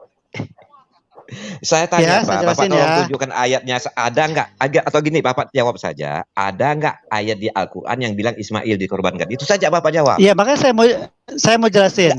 Di surat As-Saffat ayat 101 sampai dengan 102, saya bacakan. Maka kami beri kabar gembira kepadanya dengan kelahiran seorang anak yang sabar. Dalam kurungnya dibaca Pak ya? Dalam kurungnya dibaca ya? Betul. Yang sangat sabar. Oke, dalam kurung Ismail. Kemudian ayat 102, sebentar, saya tanya. Ketika anak itu ini sesuai dengan Kejadian 22 pasal 22 ayat 2. Ya, Abram berumur 86 tahun ketika Hagar melahirkan Ismail baginya. Ya. Salah, Pak. Jadi bukan 86. Ya. Bukan 86 Pak, 90 Pak. Nggak apa-apa. Yang jelas di situ Bapak tidak ada tulis Ismail. Terus, nah sekarang gini Pak, Bapak nanti setelah baca itu Bapak bisa lihat nih, Bapak lihat di ayat As-Saffat 112-nya. Ya, itu kan tadi jadi jelas kelahiran daripada Ishak, wa basynahu bi Ishaq nabiyyan minas sholihin, dan kami beri dia bergembira dengan kelahiran Ishak. Ya, ini sesuai dengan ayat Kejadian 21. Ya kan, pasal 21 ayat 5. Adapun Abram berumur 100 tahun ketika Ishak anaknya lahir baginya. Jadi ada selisih 14 tahun. Pertanyaan saya kan sudah jelas Pak. Ada berarti ketika kejadian udahlah Pak. Kejadian penyembelihan itu Ishak belum lahir Pak. Ishak belum lahir. Justru tadi bilang, Pak, justru ya, Pak, tadi Bapak bilang, justru Pak, aduh, Pak sebentar. TL, bisa tunggu lah Pak PTL. Bentar, saya jelaskan Aduh, dulu yang udahlah. dia bilang. Sebentar, Pak. Bapak tadi bilang pada saat Hagar pada saat istrinya Ibrahim hamil itu umurnya berapa? 88. Iya, Pak. Halo? 86 tahun, Pak. 86 tahun. Ya, Ibrahim. Tadi Bapak bilang kejadiannya pada saat dia berumur 120 tahun, Ishak belum lahir. Lama amat hamilnya, Pak. Silakan Pak kasih karunia. Kebiasaan tuh agak budi nih bapak-bapak. Dibukain aja deh Pak Yusuf. Pak Yusuf dibukain aja. Coba Kejadian 22, ya kan? Pasal 22 ayat 2. Kemudian ya, sama Kejadian 21 ayat 5. Ya. Lanjutkan Pak Kasih. Ya. Lanjutin, Pak Kasih. Coba. Lanjutin. Justru di sini ada penyelewengan menurut saya di Kejadian 22 ayat 2. Firman-Nya, ya kan, ambillah anakmu. Lanjutin Pak. Ya. Mohon maaf Pak Yusuf, saya lanjutin sedikit. Enggak. Anda berbicara itu, Pak Mek, mesti ada dasar rujukan. Kita bicara itu ke kitab apa yang jadi rujukan. Surat As-Saff ayat 102. Ya. Buka Pak Aceh, surat As-Saffat ayat 102, Pak. Ya iya, harusnya sebutkan begitu loh, biar jelas. Iya. Coba Pak Yusuf buka As-Saffat 102, Pak Yusuf. Ya, coba kita tampilkan ya. Surat As-Saffat ayat 37. Surat ke-37 ayat 102. Dari 100 Surat 37 dari 100 ayat 132. dari ayat 100 boleh. Surat 37 ayat 100 sampai 102. Iya. Sampai 111 malah, Pak. 100 sampai 111 kalau kita mau tahu ceritanya dalam Al-Qur'an. Mengenai apa nih, Pak? Tentang penyembelihan Ismail, Pak. Nah, Pak Yusuf kan bertanya kan. Nah, oke, kita baca namanya ya. Kalau nggak jelas, berarti diskusinya kita ini ya. Oke. Silakan dibaca. Itu ayat 100. Yang 100, ya Tuhanku, anugerahkanlah kepadaku seorang anak yang termasuk orang yang soleh. Kemudian 101, maka kami beri kabar gembira kepadanya dengan kelahiran seorang anak yang sangat sabar, yaitu Ismail. Nah, 102. Ismail dalam kurung tambahan itu. Ismail siapa? Itu dalam kurung kan? Itu tafsir dari hadis, Pak. Jadi gini, kita baca dulu sampai terakhir boleh, sampai 111 boleh? Ya, ini kalau begini Pak nggak jelas. Kalau dalam kurung begini nggak jelas, Pak. Nanti saya jelasin kenapa dalam kurung, Pak. Oke, silakan baca. 102, maka ketika anak itu sampai pada umur sanggup berusia bersamanya Ibrahim berkata, wahai anakku, sesungguhnya aku bermimpi bahwa aku menyembelihmu, maka pikirkanlah bagaimana pendapatmu. Dia Ismail menjawab, wahai ayahku, lakukanlah apa yang diperintahkan Allah kepadamu, insya Allah engkau akan mendapatiku termasuk orang-orang yang sabar. Ismail dalam kurung lagi ya. Ya, 103. Maka ketika keduanya telah berserah diri dan dia Ibrahim membaringkan anaknya atas pelipisnya untuk melaksanakan perintah Allah. 104. Lalu kami panggil dia, wahai Ibrahim. 105. Sesungguhnya engkau telah membenarkan mimpi itu. Sungguh demikianlah kami memberi balasan kepada orang-orang yang berbuat baik. 106. Sesungguhnya ini benar-benar suatu ujian yang nyata. Itu penjelasannya. Ini adalah ujian. 107. Dan kami tebus ya sebentar sampai 111. Dan kami tebus anak itu dengan seekor sembelihan yang besar. 108. Dan kami abadikan untuk Ibrahim pujian di kalangan orang-orang yang datang kemudian, yaitu umatnya setelahnya, termasuk umat Muhammad. 109, selamat kesejahteraan bagi Ibrahim. Jadi yang selamat itu bukan cuma Nabi Isa, Pak. Ini salah satunya Ibrahim. 110, demikianlah kami memberi balasan kepada orang-orang yang berbuat baik. 111, sesungguhnya dia termasuk hamba-hamba kami yang beriman. Ya, Ibrahim, Ibrahim sama Musa.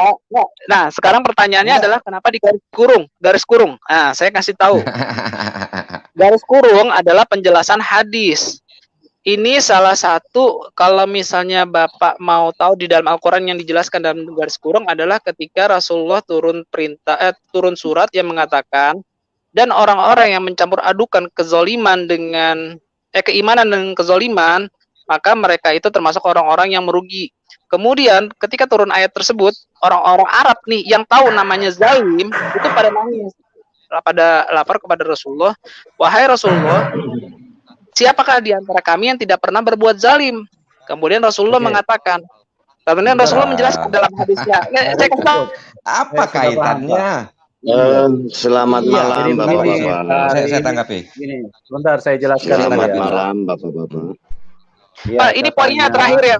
Enggak, ini maksud saya gini penjelasan yang tentang Sudah paham itu ya. Kasihan Pak Yusuf, kasihan, nggak apa-apa kali ini simpulannya. Jelaskan berdasarkan hadis. Ya, tadi ditampilkan hadis bunuh cecak bisa dapat pahala, tapi ditolak oleh Pak Max. Ya, jadi inilah yang saya bilang kalian ini umat kebingungan. Makanya saya bilang daripada bingung-bingung, percaya Tuhan Yesus saja masuk surga. Itu. Pak Yusuf, Pak Yusuf, boleh saya sedikit berbicara, Pak Yusuf? Pak Yusuf, nah ini pertanyaan saya tadi. Saya komentar dulu pertanyaan saya tadi. Tolong Pak. Lanjutkan. Iya, saya belum selesai. Jadi kalau tadi dijawab 10 detik aja. Tolong dengerin dikit-dikit nih. Sudah saat dengar, itu kamu waktu kamu terlalu panjang. Aduh, dia ini. Lanjutkan, Pak Kasih. Jadi muter-muter nggak jelas. Kasihanlah Pak Ari, kasih dong. Nggak ada. Bukan kasihan Pak, udah banyak ayat dibacakan Pak. Itu tidak ada yang kena. Ngomong. Ntar ya. Itu semua yang dia bacakan pertama dalam kurung. Ya, kemudian dia bilang ada di hadis. Ya. Padahal dia sendiri tidak percaya sama hadis, ada yang soik, ada yang tidak, itu yang pertama. Di hadis pun tidak ada disebut. Nah, kalau nanti ya dibaca di tafsir Al-Tubari ya ataupun Al-Tubari ya, nanti dilihat jilid 21 At-Tabari ya, jilid 21 halaman 83 sampai 85 itu dikatakan yang dikorbankan Ishak, bukan hanya satu ya. Kemudian di Qurtubi, Al-Qurtubi ya, jilid 15 halaman 235 itu yang dikatakan juga Ishak. Ya, ini tafsir orang top loh, ya, yang paling top loh. Ini. Ya. Saya tanggapin ya, Pak. Sebentar dulu Pak Max. Silakan. Pak Max jawaban Pak Max itu tak ada yang bagus. Di buah yang berpasangan aja nggak bisa jawab kok. Masih lagi mau ini, ya. Sabar. Bapak pasakannya apa? Sabar dulu. Anda dengar dulu. Ya. Kalau Anda bilang tadi Ismail lebih cocok, Pak. Menjelaskan nggak akan didengar, Pak. Bukan, dengar dulu. Ini kami pakai dalil loh. Anda cuma ngarang, bilang Ismail tapi dalam kurung. Makanya kan bisa dipertanggungjawabkan. Pak, saya sedang menjelaskan. Nah, sekarang begini, saya jelaskan Anda tolong buka itu tafsir Al-Tubari sama Qurtubi. Yang bilang itu siapa? Musnad Ahmad 2658 juga. Aduh, kalian ini ilmu masih cetek, masih mau ini. Ya, sebentar saya tambah lagi. Makanya saya tanggapin. Sudah selesai belum? Adalah anugerah. Udah selesai belum? Belum, Anda diam dulu toh. Motong-motong terus. Motong-motong terus. Sabar. Terus ini apa namanya? Diam dulu, saya belum selesai, Pak. Lanjut, Pak. Cool, Pak, santai, Pak. Anda itu yang, aduh, gimana ini Pak Max nih? Udah tua katanya S2, masih kayak begini. Malu-maluin aja. Dalam kurung juga dibaca, dasar umat dalam kurung. Lanjut Pak, lanjut. Makanya. Santai Pak. Makanya, ya, jangan, kami di sini bukan pakai umat dalam kurung. Jadi kalau Anda mengatakan, ya, ada yang mengatakan Ismail lebih cocok, Pak, ini ya, Pak Yusuf, tolong kita buka Kejadian Pak Yusuf 16 ayat 12. Pak Yusuf bisa bantu tampilkan Pak Yusuf Kejadian 16 ayat 12. Dia tadi kan buka ayat Kejadian, kita buka juga Kejadian.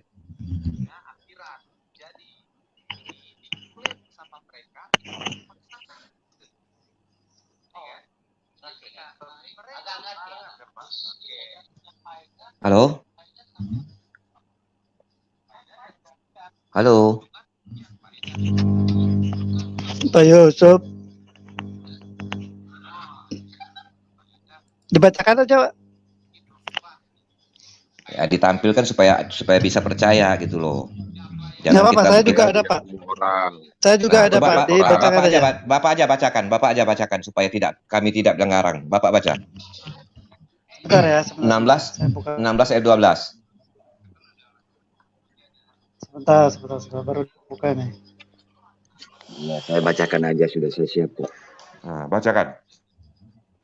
Sampai 13 ayat 12 juga orang. Nah, ya. Ayat 12, seorang laki-laki yang lakunya seperti keledai liar. Demikianlah. Sebentar Pak, tadi ayat berapa Pak? Ayat berapa Pak? Kejadian 12. Oh, 16.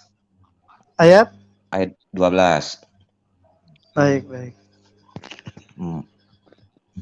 Oke. Ayo, baca Bu, nego tenaga keledai liarnya dikuatkan sedikit. Ya, ayat 12-nya Pak ya, supaya disamakan Pak ya. Seorang laki-laki yang lakunya seperti keledai liar, demikianlah nanti anak itu. Tangannya akan melawan tiap-tiap orang. Dan tangan tiap-tiap orang akan melawan dia. Dan di tempat kediamannya, ia akan menentang semua saudaranya. 13. Kemudian Hagar menamakan Tuhan yang telah berfirman kepadanya itu dengan sebutan, engkaulah El-Roy. Sebab katanya, bukankah di sini kulihat dia yang telah melihat aku. Itu 12 dan 13. Dan 14-nya. Nah, udah cukup ya. Pak. Nah, yang dimaksud keledai liar di sini dapat dilihat di ayat 11-nya Pak. Siapa keledai liar di situ? Ayat 11. Selanjutnya kata malaikat Tuhan itu kepadanya, engkau mengandung dan akan melahirkan seorang anak laki-laki dan akan menamanya Ismail. Sebab Tuhan telah mendengar tentang penindasan atasmu itu. 12. Seorang laki-laki yang lakunya seperti keledai liar. Demikianlah nanti anak itu, dan seterusnya seperti yang tadi. Nah, ya, jadi kalau Bapak ngutip ayat yang satunya, yo itu coba baca lagi lah, bukan Ezra, dia nggak ngerti maksudnya itu. Dari 11 ya, ayat 11 Pak ya. Selanjutnya kata malaikat Tuhan itu kepadanya, kepada Hagar, ibunya, engkau mengandung dan akan melahirkan seorang anak laki-laki dan akan menamainya Ismail. Sebab Tuhan telah mendengar tentang penindasan atasmu itu. Ayat 12, seorang laki-laki yang lakunya seperti keledai liar. Pak ya, jadi Bapak kalau mau ngaku-ngaku Ismail lebih cocok, ya boleh Pak, tapi keledai liar loh Pak. Itu orang jahat loh Pak. Ya, saya bacakan nih. Masalah. Betul itu Pak Kasih Karunia. Tolong Al-Quran justru. Ya. Bentar Pak Max. Saya bacakan Al-Quran. dulu Sebentar ya. dong, bagian saya dong. Bentar, Pak Max. Dari tadi kamu begitu. Giliran Pak. Giliran Pak.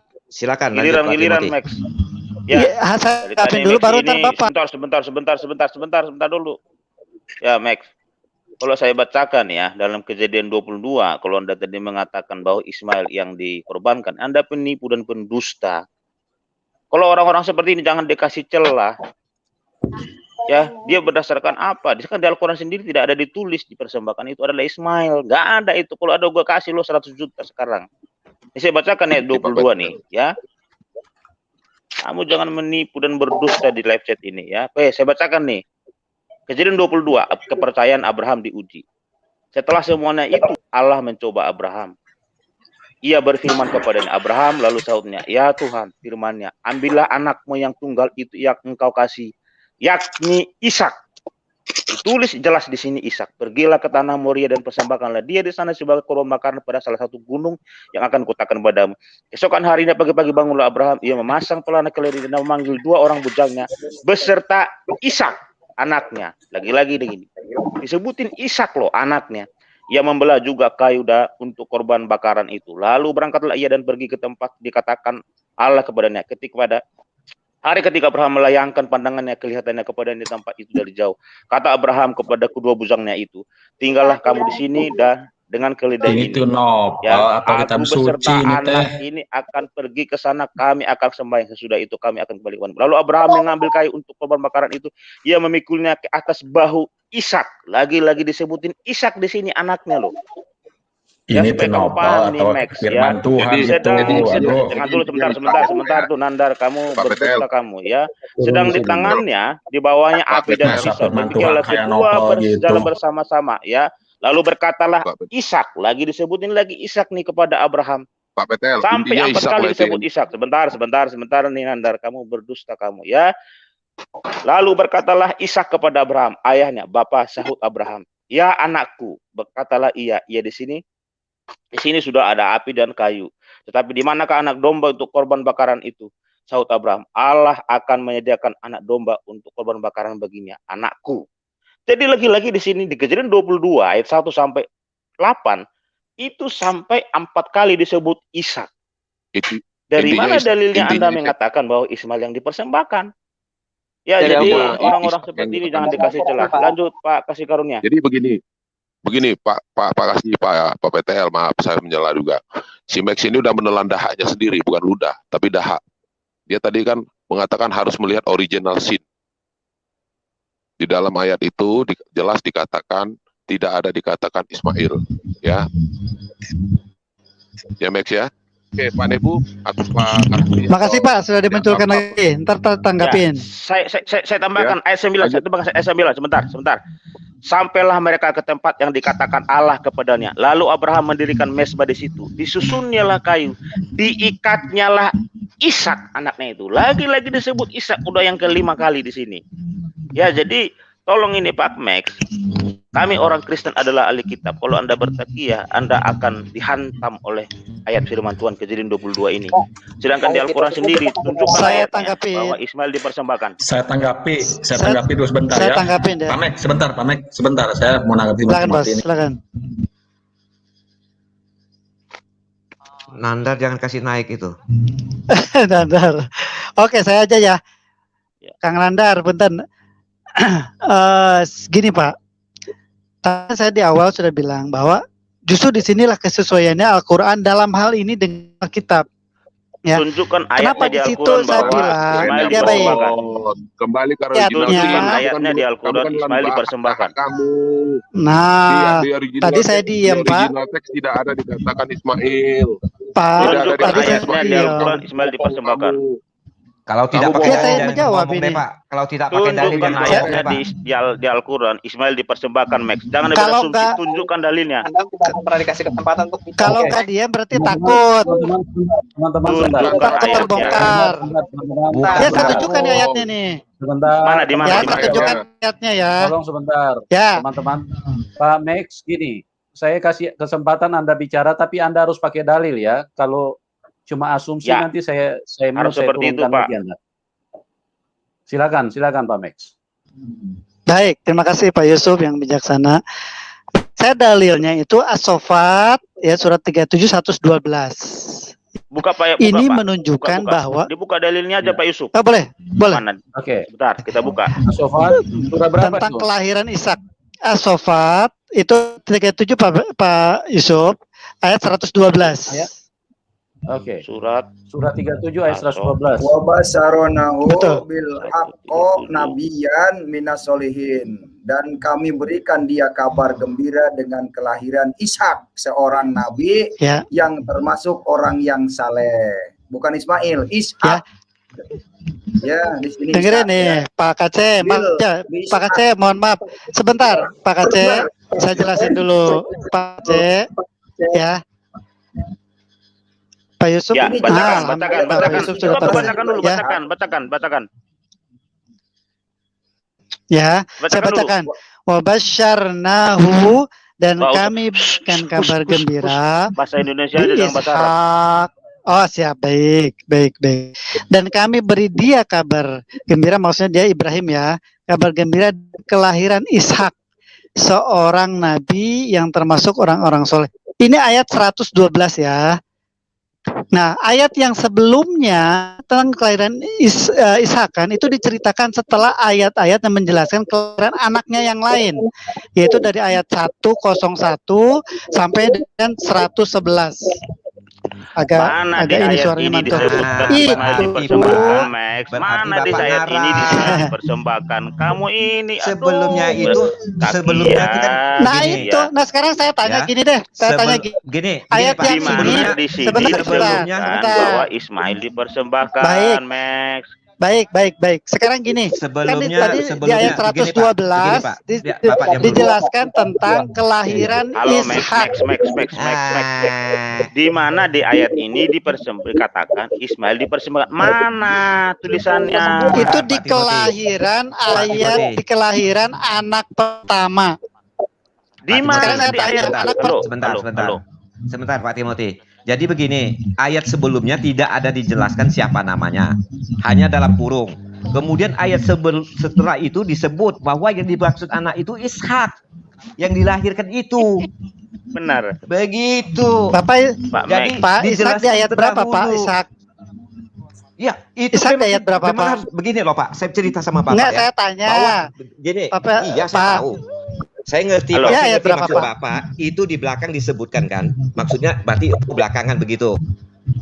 Ini yang namanya keterangan Pak, bisa mendahului, bisa membelakangi Pak. Misalnya begini, saya katakan seorang laki-laki telah lahir begini, kemudian namanya Pak Max.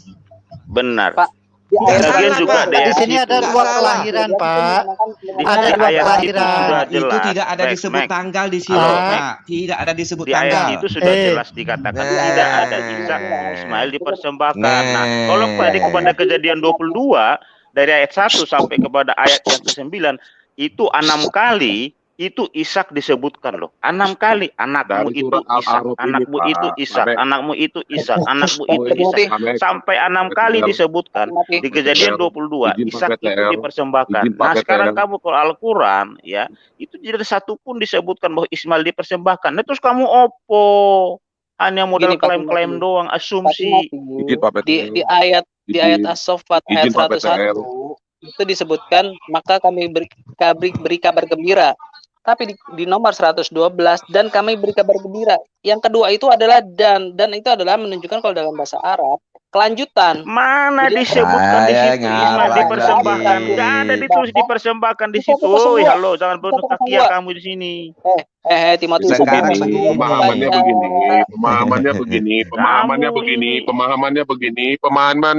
pemahamannya begini.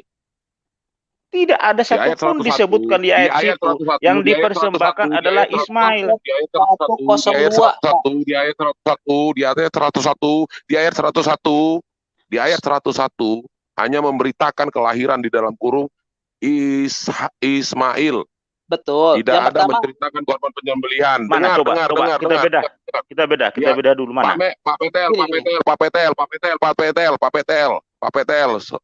Izin Pak PTL, maaf, dengan keras saya mengatakan, tenang Pak PTL, menghadapi manusia bertakiyah, tenang.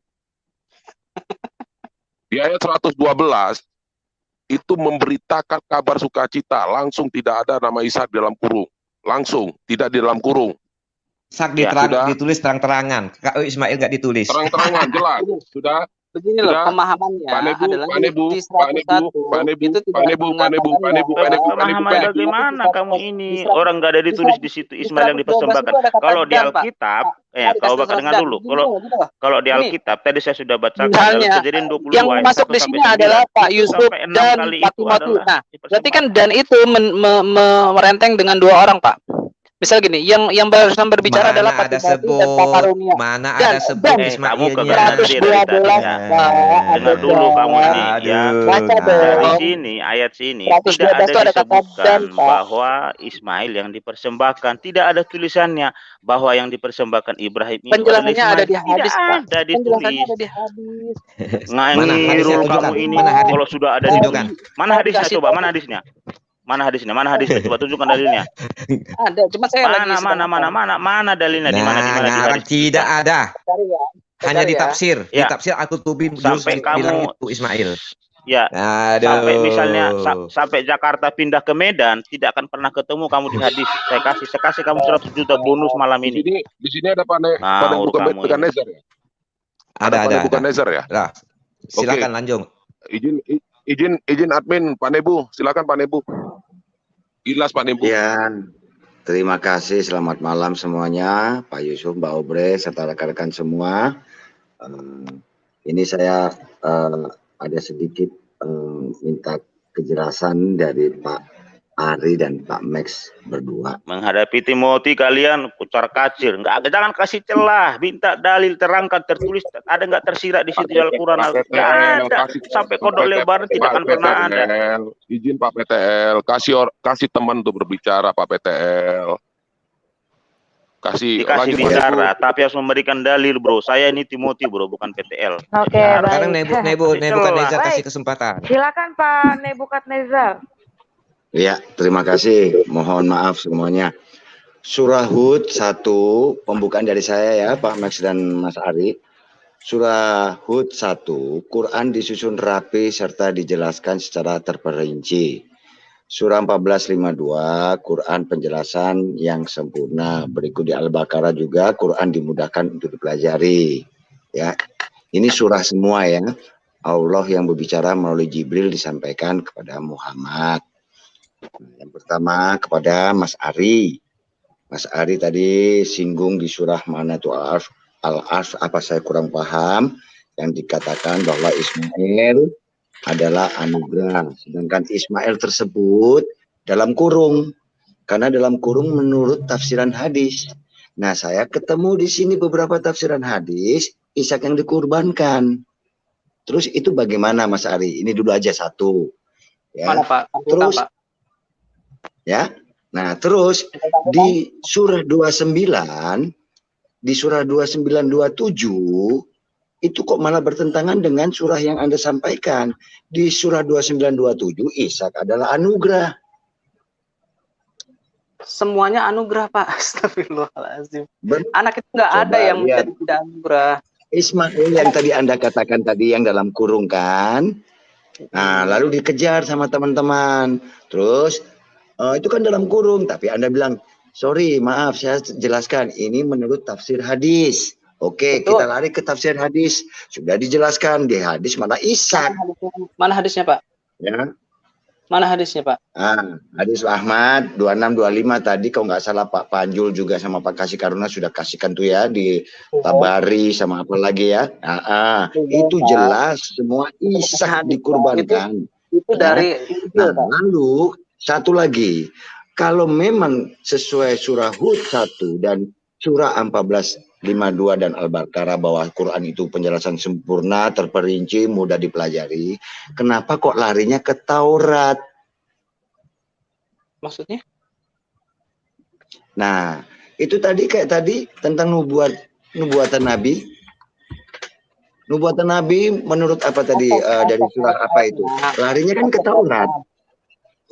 Ya, itu kenapa lari ke Taurat? Kenapa kok tidak surahnya sendiri yang menjelaskan? Karena di sini sudah dijelaskan Quran penjelasan yang sempurna secara terperinci, tapi kenapa kok lari? Begitu juga dengan Pak Max. Pak Max, begitulah kesesuaian Al-Quran dan Alkitab. Sudah jelas di Al-Quran dikatakan, katanya Ismail, kalian melakukan Ismail yang dikurbankan. Kesesuaiannya di mana Pak Mas? Kalau di Alkitab itu Ishak yang dikorbankan. Begini Pak, yang tentang ayat 6 itu yang menjelaskan adalah Nabi Isa yang menjelaskan tentang Taurat. Kenapa dilari ke Taurat? Itu baca di ayatnya. Dan ketika Sebentar Nabi ya, berkata, sebentar Mas wahai Hari. kota Bani Israil. Nah, Tidak makanya ada baca. satupun ayat, Baca. dengar dulu. Baca. Tidak ada satupun ayat, dengar dulu Mas. Baca. Tidak ada satupun Enggak. ayat, ya. Dengar dulu sebentar, diam dulu kamu ya.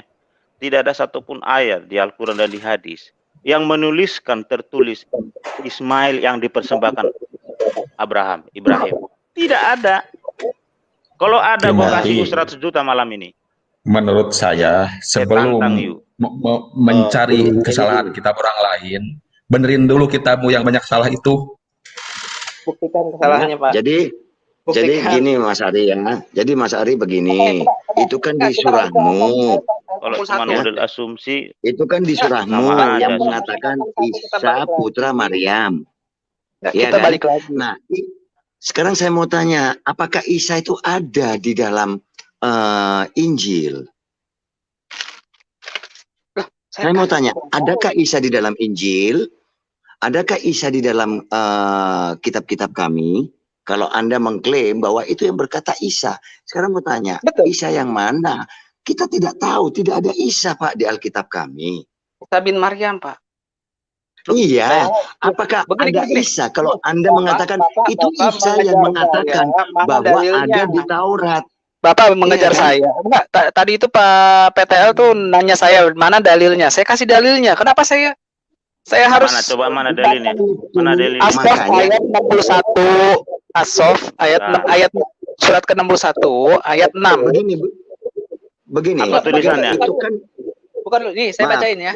Saya bacain. Dengarin dulu. Apa di mana tadi di mana? Surat ke-61 ayat ke-6. Surat apa? Surat ke-61 ayat 6. Coba sebentar, surah 61 ayat 6. Silakan Pak Timothy baca. Yang keras kalau perlu. Sesungguhnya aku utusan Allah padamu yang membenarkan kitab sebelumku. Bapak baca mana di sini? Bapak baca mana di sini Ishak yang dipersembahkan apa Ismail yang dipersembahkan? Enggak ada tuh. Persembahan. Permasalahan bahwa Nabi Isa memberi nubuat bahwa nanti akan muncul Rasulullah namanya Nabi Muhammad. Bukan itu. Sekarang kamu sudah melebar. Tadi kita berbicara masalah Ishak sama Ismail. Sekarang kamu lari ke Isa.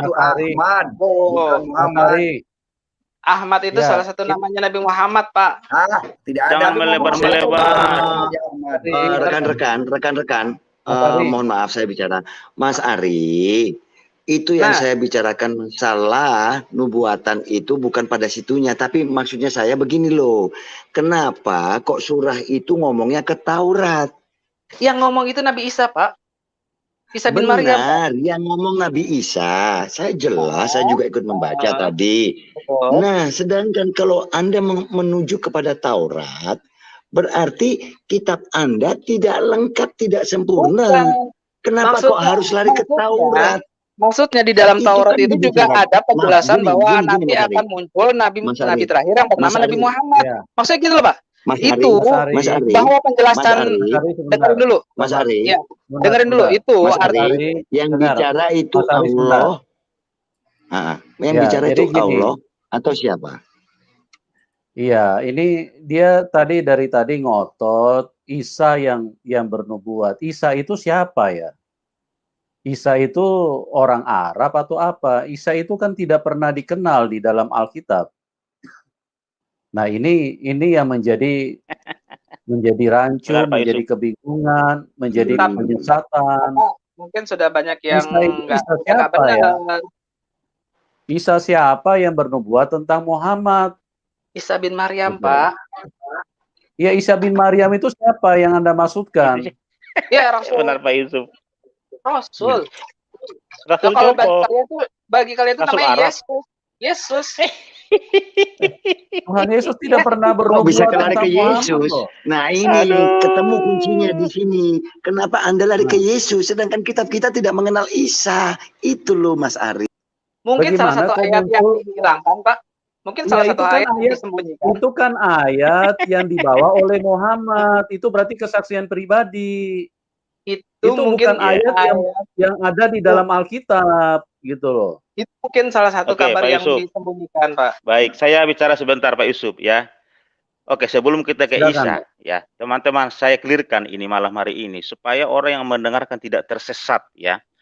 Tidak ada satu ayat pun dalam Al-Quran atau hadis dalam semua tafsirannya, maupun hadis sahih, doi, apapun, yang mengatakan Ibrahim mempersembahkan Ismail. Ditulis ya, artinya bahwa Ismail yang dipersembahkan sebagai korban. Tidak ada. Anak Kalau pertama siapa, tafsir Pak? tadi itu nggak ada. Dengar dulu Enggak, ya. di dalam Injil. Saya mau tanya, di dalam Sebentar Injil dulu, siapa nama pertama sebentar. Ibrahim? Belum saya bicara, kamu udah nyela, kamu tutup dulu mulutmu itu. Saya Nah, bertanya. teman-teman, nanti kamu ya, Ari ya, sebelum kamu tidur coba baca Kejadian 22 ayat 1 sampai 9. Sampai 6 kali di situ ditulis yakni Ishak, anakmu itu, yakni Ishak. Itu cuma di situ loh. Jadi, makanya saya katakan tadi, ini tidak terbantahkan. Dalam satu perikop saja itu bisa sampai 10 kali dikatakan. Justru dengan logika itu Ishaklah bisa yang dipersembahkan. Ya, Enggak, supaya dengan kamu logika bisa gini. paham dan mengerti bagaimana seorang kitab yang 700 tahun datang terus mengklaim dirinya sendiri. Oh, ini yang dipersembahkan. Itu kan penipuan dan pendusta itu dari segala ada peradaban manusia. Itu dusta. Jadi begini, Allah saya tanya Subhanahu wa sama taala Bapak melalui Timothy. Jibril itu telah berdusta kalau ada ditulis. Dan tidak juga ditulis. Itu mungkin Pak Yusuf. Jadi supaya saudara-saudara kita itu, sepupu kita Saya mau itu tanya tidak Pak sesat Timothy. pikir. Siapakah Silakan. Ya silakan. yang pertama dari Ibrahim? Pak Yusuf, sudah cukup Pak, saya mau Pak tanya. Ari, cukup Pak. Enggak, saya mau Sekarang tanya kita dulu. ke Pak Kace. Dijelasin Pak dulu. Kace, silakan Pak Kace. Siapakah nama anak pertama Ibrahim, Pak? Sudah Pak Ari, sudah gantian Pak. Kasih Baik, kesempatan terima Pak Kace kasih. dulu. Silakan. Terima kasih Pak Yusuf atas kesempatannya. Saya mau closing statement malam ini. Memang kalau berhadapan dengan orang yang tidak tahu dan sok tahu, begini jadi blunder. Ya, mereka mengaku berpedoman kepada Al-Quran, tapi nyata-nyatanya kepada hadis. Itu adalah pembohong dan pendusta. Ya, sama dengan nabinya juga pembohong dan pendusta. Kenapa saya katakan? Bukan melecehkan, bukti. Katanya akan menyelamatkan umatnya, tapi dia sendiri mati tidak bangkit lagi di Madinah. Dia dikubur tidak bangkit lagi. Dan di dalam Quran sendiri ayatnya tidak ada Muhammad akan menyelamatkan, Muhammad akan memberi syafaat, tidak ada. Itulah pembohong, ya. Makanya jangan lagi Indonesia ini dicekokin dengan bahasa Arab, pembohong semua, ya. Saya berani katakan pembohong Itu siapa yang tidak ada bukti. Ya, Elizabeth tidak ada yang bukti. yang tadi yang bersaksi Kecuali bisa Pak membuktikan Elizabeth. silakan, argumen dengan saya bisa membuktikan silakan. Jadi Tadi saya mau membuktikan Bu Elizabeth bahwa Bu Elizabeth itu inilah kelihatan para penyesat Bapak nggak ini mau sekarang kasih tampil di sini kelihatan. Lihat saja, bicara orang sedang menerangkan masih nyela aja. Maksudnya tujuannya apa? Dia sendiri tidak bisa menampilkan dalil yang dia omongkan. Jadi jangan terkecoh dengan pengajaran-pengajaran penyesatan. Logikanya saja, kalau dia tidak tersesat, tidak mungkin sholatnya menanyakan jalan yang lurus. Itu aja. Bagi orang yang cerdas, pasti pilih Yesus. Apa yang disampaikan Muhammad Kace adalah kebenaran. Kebenaran apa? Tertulis dalilnya di Al-Quran. Contoh yang dekat. Muhammad dekat dengan jin. Ada tertulis di surat 72 Al-Jin ayat 19 di Al-Quran. Isa Al-Masih dekat dengan Allah. Ada tertulis ayatnya di Al-Quran surat 3 Al-Imran ayat 45. Jadi semua yang disampaikan Muhammad Kace itu adalah kebenaran. Dan Muhammad Kace tidak berniat untuk menista, tapi saya membacakan ayat-ayat itu yang tertulis di Al-Quran, tidak ditambah, tidak dikurangi. Makanya yang mendengarkan malam ini, silakan pilih mana. Mau ikut Muhammad yang dekat dengan jin, atau ikut Isa Al-Masih yang dekat dengan Allah. Silakan dipilih. Tentukan dari sekarang. Karena sudah mati, tidak ada pintu pertobatan lagi. Oke, terima kasih. Para pendengar, cukup simpel. Tuhan Yesus memberkati. Terima kasih Pak Yusuf. Terima kasih. Baik, terima kasih buat semua teman-teman yang sudah berpartisipasi, Pak Kace, Pak Abre, Pak Timothy, yang di private tadi gimana Panggil, jawaban dia, Pak? Pak Nebuchadnezzar. Gimana jawaban dia, Pak? Yang di private sudah, Pak. Artinya apa kata dia? Sudah cukup. Gimana, Pak? Kenapa Pak? Apa yang Bapak tanyakan? Si palsu itu, si Nandar itu gimana jawaban dia, Pak? Nggak ada jawaban dia, Pak. Dari tadi saya perhatiin. Percuma, Pak. Dikasih bicara pun juga dia ini. Ya. Enggak, maksud saya kan nantang dia, Pak. Kapan tentukan waktu, kapan waktu, hari, tanggalnya saya dan dia. Kita head apple to apple gimana? Jangan mulut dia berkoar-koar, buang angin aja gitu, Pak. gitu. Baik, Pak coba kita Panjol, tanyakan dulu Pak nih. Panjol, Coba kita tanyakan Nandar dulu itu sama beliau. Nandar itu penipu dan pendusta, Saya Bapak. tambahkan Jangan ya, percuma Bapak Pak layanin dia. Timothy, Dia sebentar. penipu dan pendusta dia. Oke, saya ingatkan kalau ada yang mengabarkan Yesus palsu, saya sudah katakan sebelumnya itu roh penyesat, ada di 2 Korintus 11 ayat 4. Lalu di Galatia 1 ayat 9, firman Tuhan sendiri sudah mengingatkan, seperti yang telah kami katakan dahulu, sekarang kukatakan sekali lagi, jikalau ada orang yang memberitakan kepadamu suatu Injil yang berbeda dengan apa yang telah kamu terima, terkutuklah dia. Nah, sedangkan misi dan konsep keselamatan Tuhan Yesus tidak sama dengan Isa. Seperti itu ya, Pak Ari. Semoga bisa dimengerti. Silakan yang lainnya. Pak Yusuf silakan, terakhir Pak. closing statement, Pak Yusuf, boleh Pak Yusuf? Ini ya, Ya, Boleh, Pak? silakan Pak. Silakan. Ya, saya makasih Pak Yusuf dan teman-teman semua ya, dan di live chat dan di room ya. Ini saya lihat di live chat masih ada 2000-an nih, sampai 2500. Saya hanya menyampaikan bahwa Allah Elohim Abraham tidak salah ya. Alkitab tiba dikatakan tadi dalam Kejadian 22, Ishak yang dipersembahkan, bukan Ismail. Bahkan hampir seluruh scholarship pemuka-pemuka agama Islam ya, semua di Timur Tengah, di Iran, Pakistan, Afghanistan, Uni Emirat Arab, bahkan di Arab Saudi sendiri, hampir semua mengatakan bahwa Ishaklah yang dipersembahkan, bukan Ismail. Karena tidak ada tertulis tertera Ismail yang dipersembahkan. Bahkan mereka sendiri semua hadis-hadis, ya hadis penafsir-penafsir misalnya Jazalani segala macam atau Bari itu mengatakan Ishak yang dipersembahkan. Tiba-tiba nongol seperti si Max ini dan juga si Ari ini dan si Gasinan dari penipu pendusta ini mengatakan bahwa Ismail yang dipersembahkan. Ya, jadi kita harus mengacu kepada apa yang tertulis di dalam Alkitab. Ishaklah yang dipersembahkan oleh Abraham. Kejadian 22 ayat 1 sampai 9 sampai 5 kali ditulis Ishak yang dipersembahkan. Itu tidak terbatalkan oleh manusia siapapun di bawah kolong langit ini. Demikian Pak Yusuf, Tuhan berkati kita semua. Baik. Oke, kita tanyakan dulu nih kepada Pak Nandar ini. Apakah beliau siap nggak debat dengan Pak Panjol? Pak Nandar? Siap. Dari tadi juga nunggu-nunggu siap. Cuman kenapa di-kick aja, pada takut. Tentukan kapan waktunya, ini udah sangat malam. Ayo, kapan? Temanya Yesus, Muslim, atau Kristen? Ayo, takut nggak kamu? Kamu biar saya kasih kesempatan, ini Nabi Yusuf, bukan Ayo. Ini Nabi nanti Yusuf. kita tentukan. Intinya Yesus, Kristen atau Muslim? Ayo. Tinggalkan nomor kamu biar bisa dihubungi oleh Pak Yusuf. Pak Panjol, kapan bisanya Pak? Iya Pak. Siapa? Kapan Bapak Saya dengar Pak. Kapan? Hah? Siap, tentukan aja dia Pak, kita kan bisa komunikasi Pak. Saya bisa komunikasi dengan Pak Rey. Oke. Pak Nandar? Jam kapan 9. Anda siapnya? Ayo. Siap. Kapan Anda siapnya? Dari tadi. Besok. Ya. Sama si Timothy itu. Sama siapa lah. Udah nggak usah nyolot. Diam. Ayo. Jangan nyolot lu di sini ya. Ayo. Diam. Kamu diam. Ayo. Ini Nabi Yusuf. Kamu cuman ngomong aja biasanya. Aduh, nyala omongan. Sudah. Oke. Berdiskusi yang benar ya. Oke. Ini Nabi Yusuf. Berarti besok jam 7 ya kita mulai ya diskusi ya. Jam 7. Oke. Sepertinya saya kurang bisa Pak. Mungkin jam 8.30 lah. Boleh. Jam 8.30. Iya, saya baru bisa bebas itu. Oke, kalau jam 8 gimana Pak? Bisa nggak jam 8? Saya masih ragu sekitar kalau jam 8 saya masih ragu. Tapi saya upayakan ya jam 8 ya. Oke, jam 8 ya Pak. Soalnya kita kalau 8.30 terlalu malam nanti Pak. Oke. Baik Pak. Tentukan. Oke teman-teman. Temanya apa? Terima kasih Nandar. ya buat semuanya. Oke. Besok jam 8 ya Pak Nandar. Ya, mau kasih tema apa Pak ini? Silakan Nandar. Temanya Alkitab Muhammad.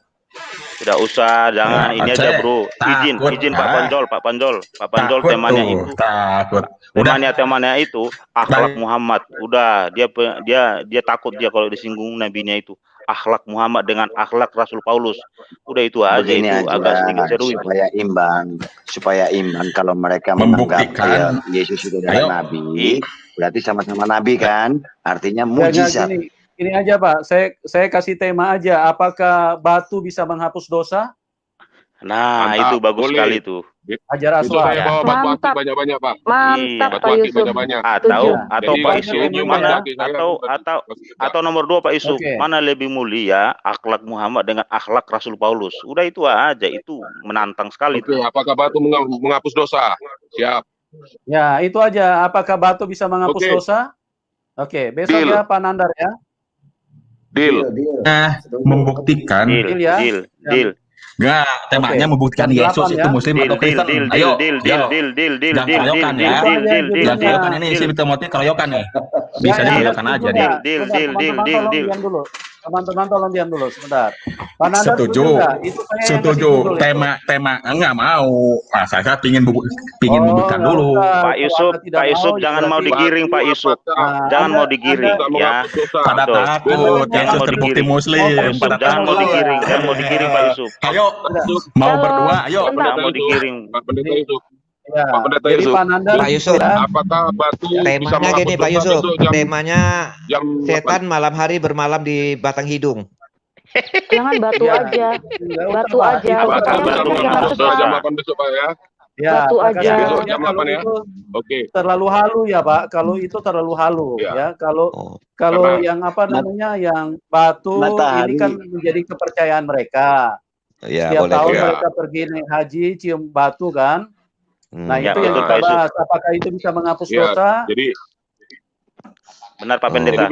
besok saya mau Pak Yusuf, gini aja. Pak Yusuf, saya mau lawan Nandar. Saya mau lawan Nandar. Siapa yang lebih banyak bunuh cicak?